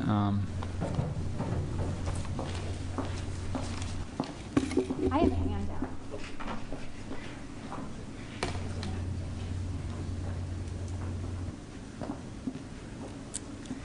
And just for the few public that are remaining, the handout simply has my list of 8 questions I wished we had asked before we submitted the RFP. And I also, President Evans, may I have a few minutes? I was going to say, I've sat here a long ignore the time. buzzer for this one. Thank you so much. Okay. Yes. I want to begin by commending Mr. Stover for his flexibility and his good humor in soliciting feedback from parents in the community. So I really do appreciate that, sir. Special education is certainly not perfect in the district. This RFP, though, was born of a request to audit the special education budget. Clearly, it's generated commercial interest, courtesy of pressure on public education funding. But its lack of specificity is certainly evidenced by respondents submitting what I would consider wildly divergent bids, ranging, of course, from $76,000 to $603,000. Tonight, you may decide whether staff and at least one volunteer shall proceed to evaluate the proposals. It is my job to explain tonight why this RFP is suboptimal or possibly even regrettable. So those are the questions. Question that I would like to talk about is, do we need the study? Not long ago, but in a galaxy with a more generous fiscal climate, we contracted for a significant study of special education by one of the nation's preeminent scholars. I'm going to start calling it the Hare Opportunity Study. Special education has experienced rounds of budget cuts. Departments have conducted zero-based budgeting. Trustees have introduced us to efficiency committees. And by the end of March, an audit morphed into something called an opportunity study. I was paying attention, and yet I was still confused. Meanwhile, despite all the peering and poking, I am unaware of a whiff or whisper of systemic allegations of waste, fraud, or abuse within special education. I'm skipping a lot of questions because I'm trying to keep it to 3.5 minutes. One of the questions I ask on the piece of paper is, what do the stakeholders think? Your Tiger teams did not recommend this. To my knowledge, staff didn't come to you and say, let's do this. Neither the needs assessment report nor the draft LEA plan, which is worried about doing that, they didn't come to you and say, let's do this. Your relevant parent advisory group vigorously opposes this. Then I considered the messages you're possibly sending to your constituents. One message that you would be sending, whether you intend to or not, is that you are intending to mothball the Hare recommendations document. A second message you're potentially sending to people who pay attention is that you're allowing disparate treatment of students with disabilities. No other subset of students have had their education subjected to such scrutiny in the last 1.5 years. This is the opposite of inclusive. It's the opposite of all. It's the opposite of really healthy dialogue. And it's the opposite of connecting the departmental silos that I came to you on December 13th and said, please, please, please, treat us all together. But we're borderline on a definition of budget-based bullying. Please do not wield public monies to pit a group of students against all the rest. I also ask on your piece of paper what the opportunity cost of this opportunity study could be. I personally would celebrate $76,610 going to benefit students with and without disabilities by augmenting funds for professional learning so that universal design for learning could be implemented sooner rather than later. And of course, the big elephant in the room is, can we pay for it? As Mr. Stover notes, this isn't a budgeted item. I found all of you that were here to be sincere and credible last week when there was, I guess, hand-wringing and, heart-wrenching dialogue about the state of our fiscal situation. This money would need to come from general funds, and I don't think it is out there. I think the bigger question to me is, okay, we hire a consultant, they come back with all these wonderful strategies. Do we have any money left to implement one more file or one more huge binder that's on your shelf? So in summary, the community really demands that you spend our collective dollars wisely, not just dollars that you spend serving students with disabilities and students who don't have disabilities, but even those dollars that you would use to fund what I'm going to now call Opportunity Study Light. I also ask that you not divert general education resources that could be used to rescind pink slips for that which we rely upon the most, employees who serve our students. Thank you so much for your leniency. Okay. Board member comments and questions on this item. Ms. Jackson?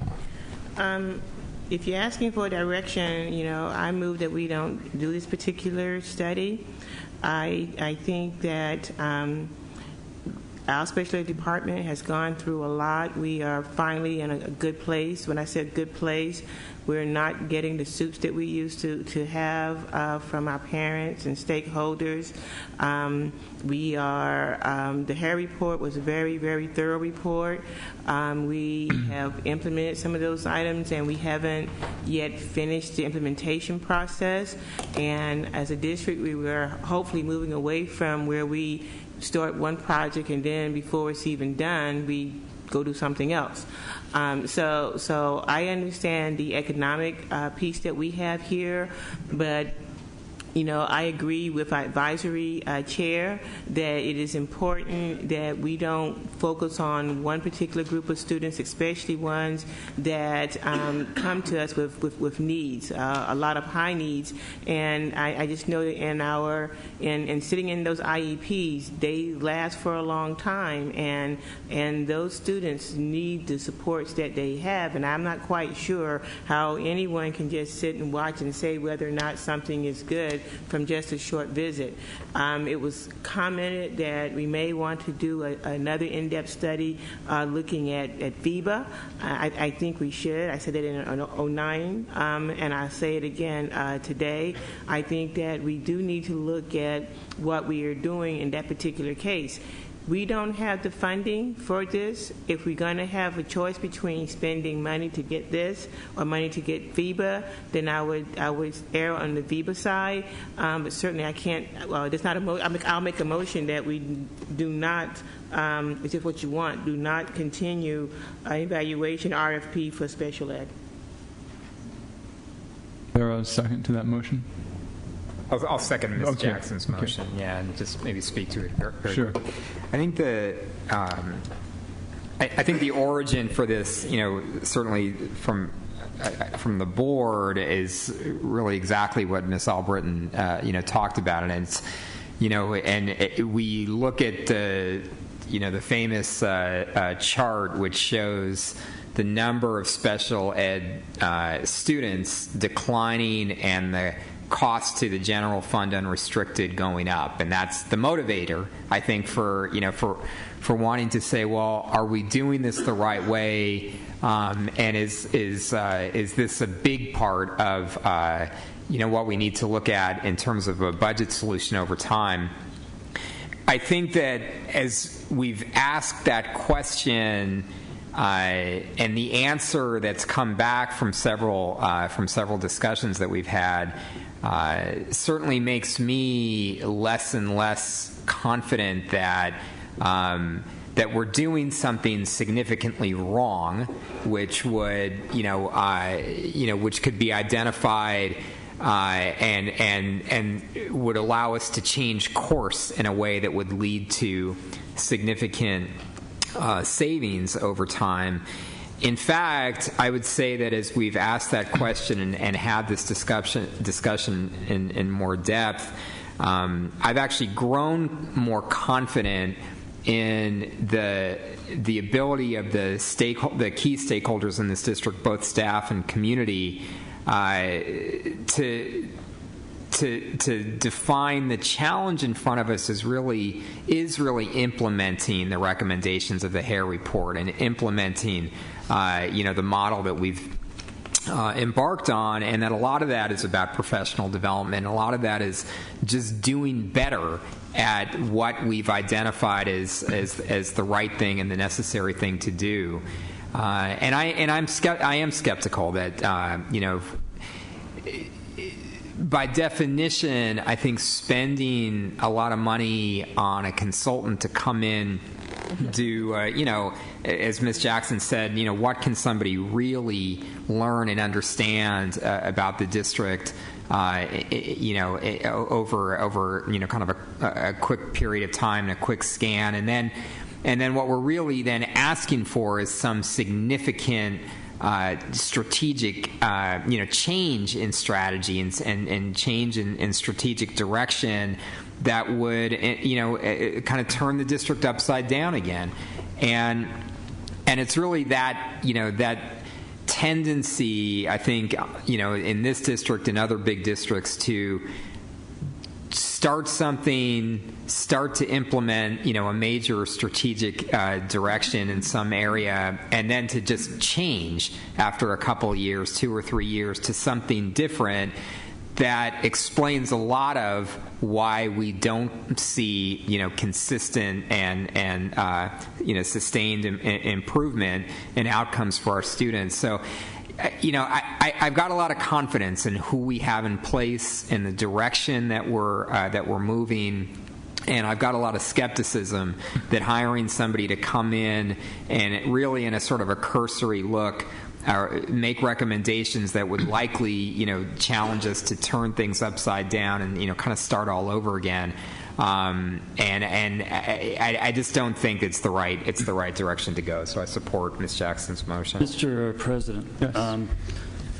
First of all, a little history here. In early 2011, after Mr. Beiser and I were elected to the board, we recommended setting up a process called Tiger Teams to review different departments in the district, different functions, using citizens, staff members, employees, members of the public, to try to get a different look at how we're spending our money. One of my biggest concerns as a board member is we don't know how we're spending our money. We found out after doing a Tiger Team on transportation that we spent $40 million last year, and we don't know who's riding our buses. We found out in our budget presentation that 15% on average of our custodians haven't shown up to work every day. 102 didn't show up on Halloween. We do not, when we asked on 2 different occasions the leadership of special ed how many teachers have taken the special ed training offered, the first answer is a lot. And the second answer is, we can find that out. We cannot the reality is we're going to have less money to spend over the next several years on all of our areas that are important to us.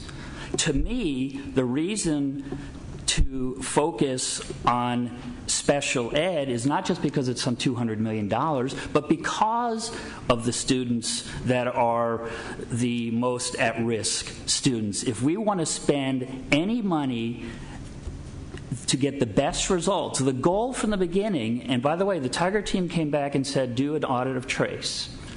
The Tiger Team Efficiency Committee recommended to this board, at the urging of senior business and financial staff, that we do an independent audit of how we're spending our money. The goal is, are we getting the best service, the highest quality service at the best cost and the best systems within our current policy, not to change the policy.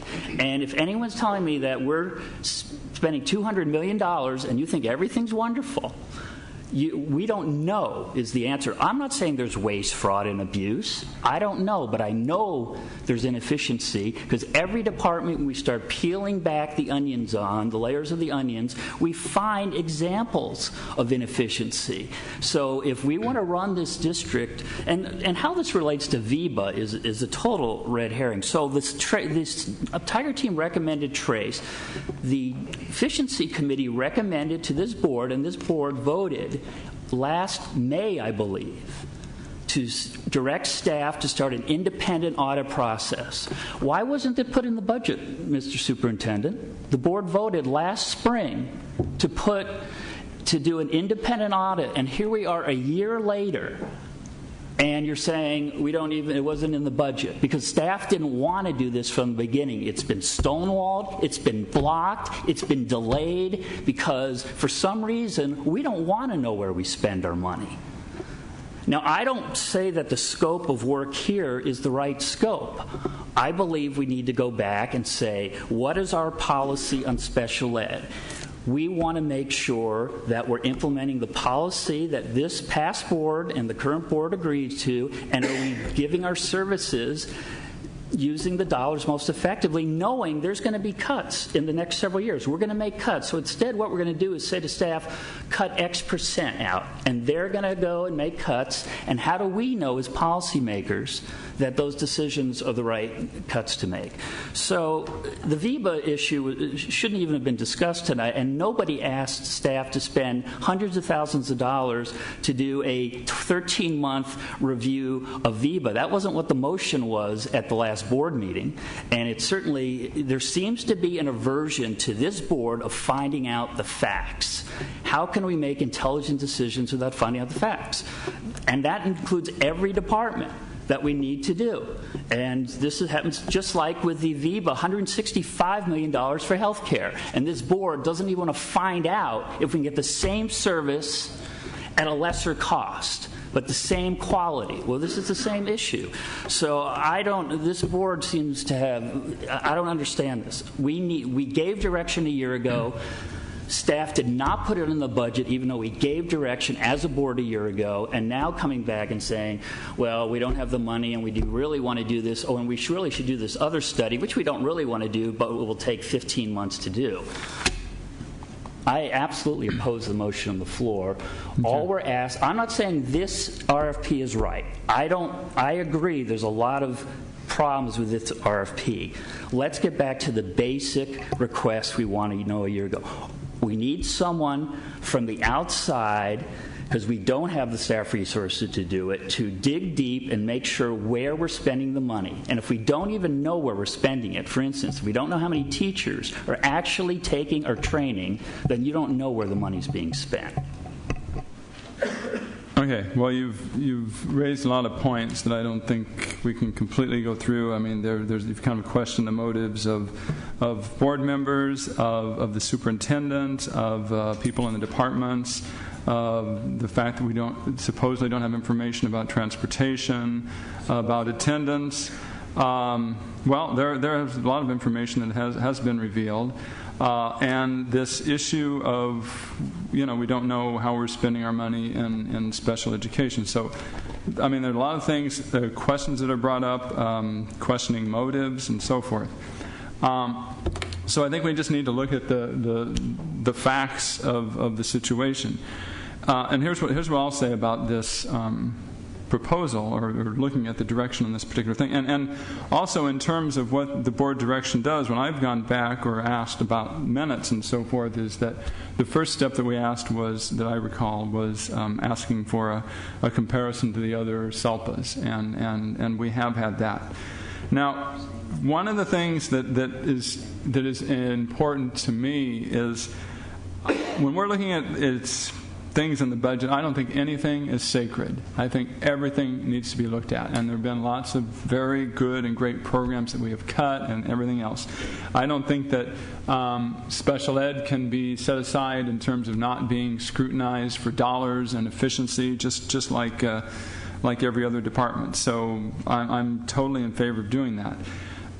The problem with this idea of moving ahead with these particular RFPs is first of all a lack of confidence in what they're going to come up with, and then what are we going to do with it.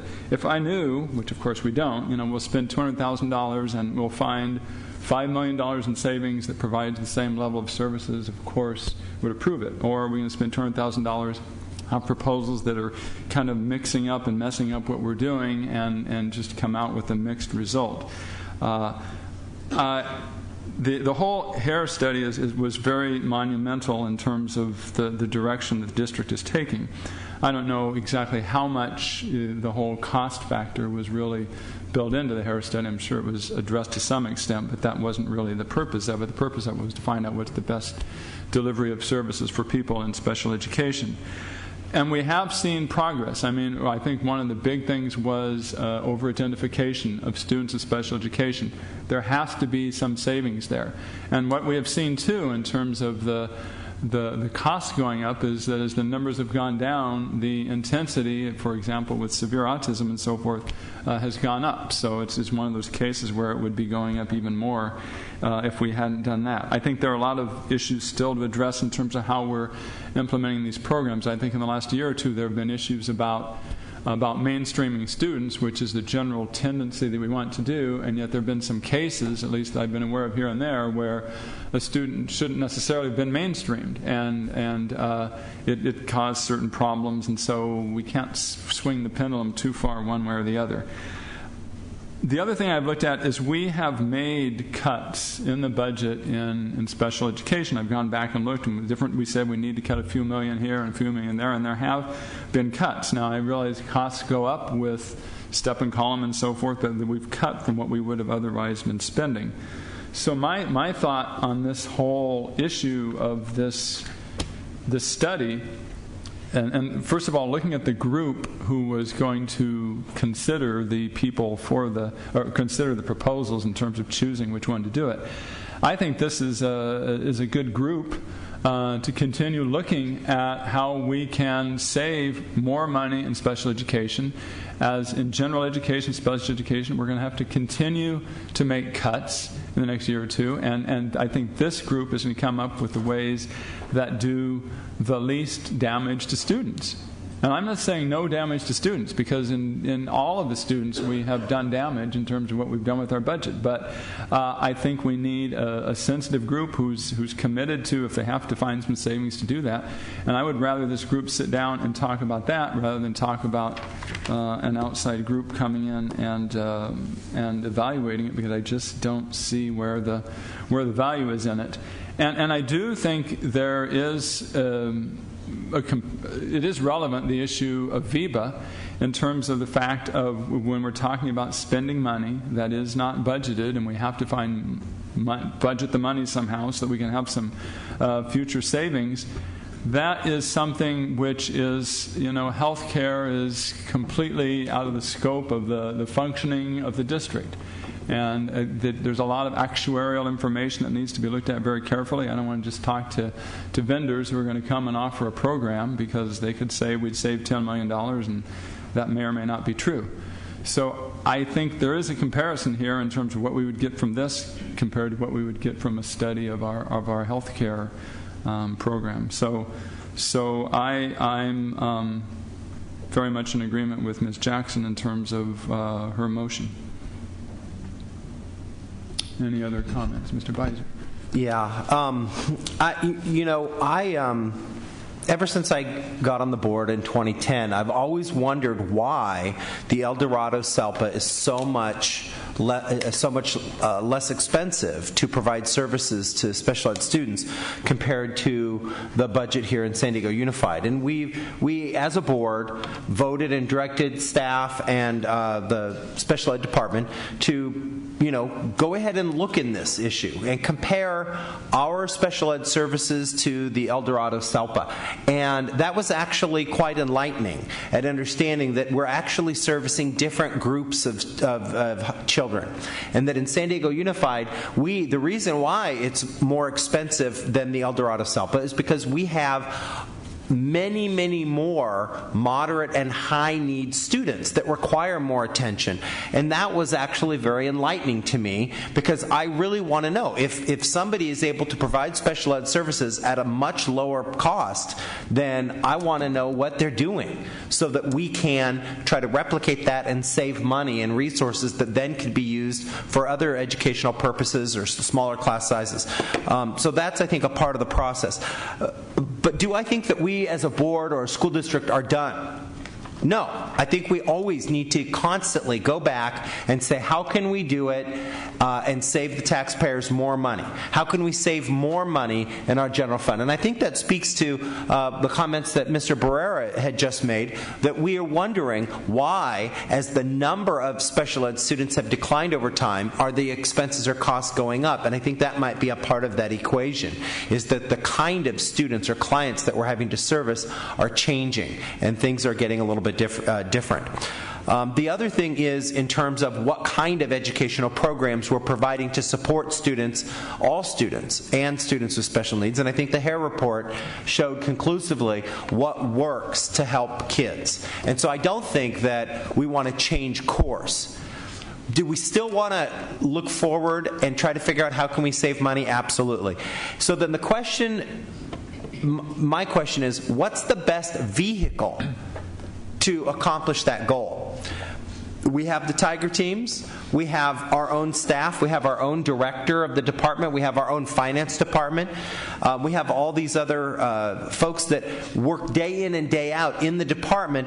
And from my experience, both in the private sector and in public education, a lot of times when you really work collaboratively with people that are in the trenches every day, day in and day out, whether it's people that are working in the private sector trying to come up with solutions to save money, or people in the classroom or in the schools, that's the best source to come up with ideas how to fix problems, make things better, and save money. And I'm not confident that going outside to a third party who will come in, take a couple snapshot pictures of what's going on, and then produce some big 300-page report saying you should change everything. I don't know that that's necessarily the right vehicle to accomplish those goals.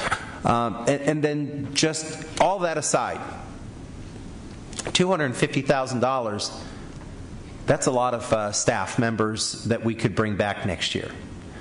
And that's something that we continue to struggle with. That we have to remember that while we look at the budget realities, we have to balance the budget. And to balance the budget and give everybody in the school district a pay raise, and to give everybody in the school district a 2.6% net pay increase by restoring those 5 furlough days, to pay for that, we have to come up with the money to pay for those raises, to increase everybody's salaries net next year by bringing those 5 furlough days back. We have to lay off a lot of really good educators. Support staff, custodians, counselors, nurses, teachers. We have to raise class size. Why do we have to do all those horrible things? Because we have to balance the budget.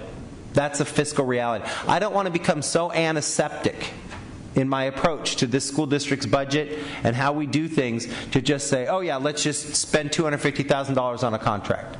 I want to make sure that we're doing the best that we can to find other ways to reach that goal. And I don't think spending $250,000 on a third-party contract at this point in time is the way to do it. So I will be supporting Board Member Jackson's motion.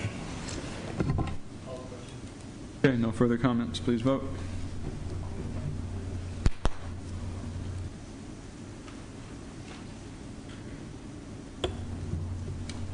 Okay, that passes 4-1. Let's move on to item E3, the Magnolia Science Academy and Global Vision Academy facilities. Move approval. 2 speakers on this item. Motion for approval. Is there a second? Second. Okay, let's hear let's have a brief presentation by Mr. McPhail about what this entails. It's just 3 short paragraphs. Okay. At the board's meeting on March the 27th, 3 facilities agreements were approved for charter schools, and the board granted us more time to work on agreements for 2 more charter schools, Magnolia Science Academy No. 3 and San Diego Global Vision Academy. We're bringing you agreements for these 2 schools tonight for your approval. In the intervening time, we've met with both the charter schools and district school communities, and after receiving input from them, we've examined various alternative options that were suggested. So tonight we're proposing that San Diego Global Vision Academy remain at Adams next year, and that Magnolia Science Academy No. 3 be located at the former Balboa OSIL program site for next year. Both of these agreements are 1-year agreements, and we're asking for your approval today. If I could add a couple of additional comments to what Roy has added. I appreciate what he and the rest of the staff did to do this research. My point here, this is the closeout of another year of Prop 39 charter school considerations, and every year it gets a little bit harder because of certain trade-offs as to what's available and where we could put the schools, and it's a very tight, compressed process from the 1st of November right up to the 1st of April. And I think every year we've gotten a little better and we've learned something about how to adjust the process. And the reason why we're here tonight, particularly in the case of Magnolia, is that we were going down a particular road. We thought we had a particular facility. It fell apart in the middle of March, and it was at a point of great urgency. And I think the lesson we learned is maybe it's just all stop. Let's talk to the charter school in mind. Let's go to an extended period if we have a meeting of the minds and re-examine our options. Now, the option that I think works for both the charter school and for the district is to use the Balboa OSILE site. What I want to say at this juncture is a message to ourselves and to the community is that we have not eliminated or terminated the OSILE program. We still value the 4th, 5th, 6th grade experiences for our kids. And this is one of the last comments that Roy made is an annual one-year review. There will come a time when we want to restore OSILE. And that's why we have to be cognizant of these one-year agreements, because there will be that instance where whoever is occupying that space will have to move so that we can re-energize and restart our OSILE program. But this is a possibility at a point in time. Take this lesson learned with some other things into next year and try to manage this as best we can. Okay, we have two public speakers, Lisa Berlanga and Amy Redding.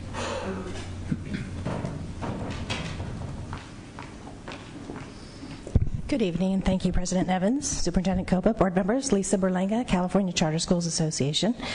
I wanted to first thank you and thank Roy McPhail and his office for all the work that's been done with Prop 39. We're excited to see these two schools having agreements outside of Prop 39. They're innovative.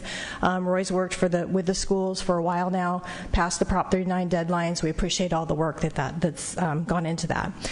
I do want to make a plea, though, for City Heights Prep. And Dr. Marnie Nair, who had that program approved a couple years ago. When she was approved, it was a different world. The public charter school grant monies were given. You now apply for public charter school grant monies, and 4 out of 38 applicants receive those funds. When she wanted to open last fall, she had a church in City Heights. It was ready to go and found out the church didn't know it didn't have a CUP, so that facility fell through. She applied for Prop 39 this year. She went out door to door collecting signatures from parents. And unfortunately, when someone calls to validate, parents don't seem to want to tell a stranger on the phone what they signed, or maybe they don't understand what they signed. But in any case, that didn't pan out. She's not getting a Prop 39 offer. Today, she heard from Roy McPhail in his office. They did a study of potential shared space in City Heights, and they just don't feel there's any to share. So she's left again with very few facility solutions. There is, however, a college, Springfield College, is vacating. They're in City Heights. It's a great facility. Currently houses college-age students. However, it needs a CUP. CUP processes take over a year, thousands of dollars, plus then there's tenant improvements. Why am I telling you? Because there's something you can do to help. You can waive zoning. It's in the law. It's legal. LAUSD has already done it. They've set the precedent. This can be done to help charter schools. It also helps alleviate some of the Prop 39 responsibilities you have. In fact, that's why LAUSD did it. They had so many Prop 39 requests, they couldn't accommodate them all. So in a way to help charter schools get facilities, they waived the zoning. We've had some discussions with some legal folks, and that's not the direction they want to go. Our attorneys talked to your attorney, and we're still not in agreement. So I would ask that you direct your staff to work with us. Again, it's legal. It can be done.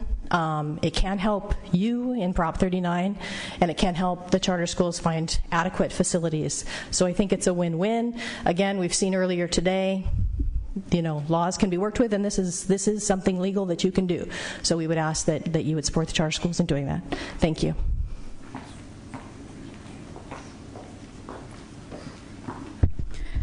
I'm Amy Redding. I'm a parent of a 6th grader at Taft Middle School. I just wanted to take this opportunity to thank the district staff for their diligence and flexibility concerning the placement of the Magnolia Science Academy Charter School. I know Prop 39 compels the district to follow a strict legal timeline. I think it speaks volumes that the district staff was willing to balance its legal requirements with finding the best arrangements for both Taft students and the charter school students.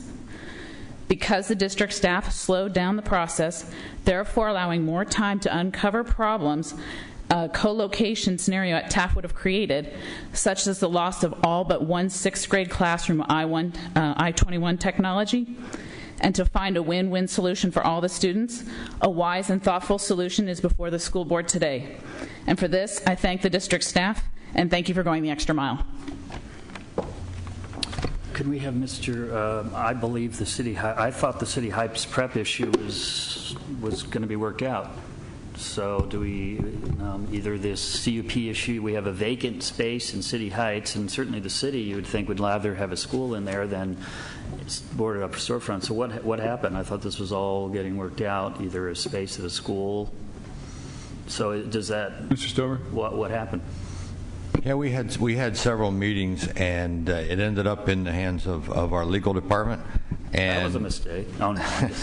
No. Very wonderful. And to my knowledge, at this point, the decision was made from our legal department that it was not within our purview nor something we wanted to do to waive property for property that, or waive the requirements for property that is not district property.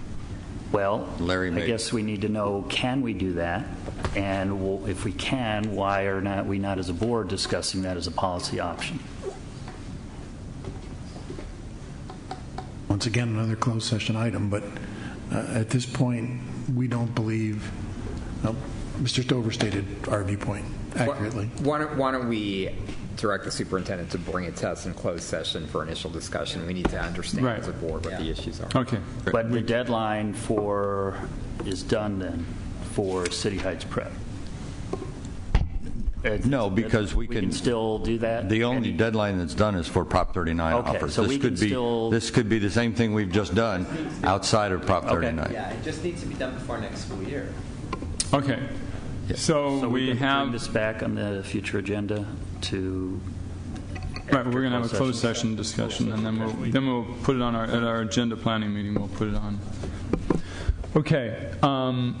So we have the motion on the floor for approval of these agreements in seconds. No more discussion. I would just, I support the motion, but I'm especially appreciative of the superintendent's comments about our desire to bring back the OSILE program. And so we need to be working with Magnolia to make sure that, there's a transition plan in place. Well, I think this point, if we are going to bring back an OSILE program, I don't necessarily believe, I think we need, if we're going to do that, which I'm in favor of looking at, we need to look at the fact that a program was created 30, 40 years ago, that the world has changed, that I don't believe, and my kids went to it, I went to Palomar, I don't believe the mechanisms being used in OSILE are really helping to achieve the goals that were set for OSILE. So I think we need to re-examine how we do it and see if we're actually meeting those goals. And as much as I think kids having a week in the woods is great, or going to the zoo is great, is those the best way to meet these goals in this changed world? And instead of just saying, well, let's go do the same thing that we created 40 years ago, and now that we have more money, instead of reviewing it.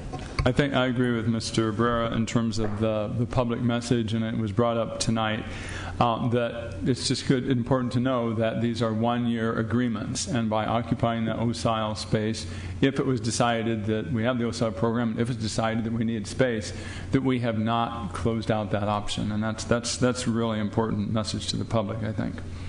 Okay, so please vote on this motion. Okay, that passes 5-0. I would now like to recess and go upstairs for a debriefing. I think that would be important for us to do tonight.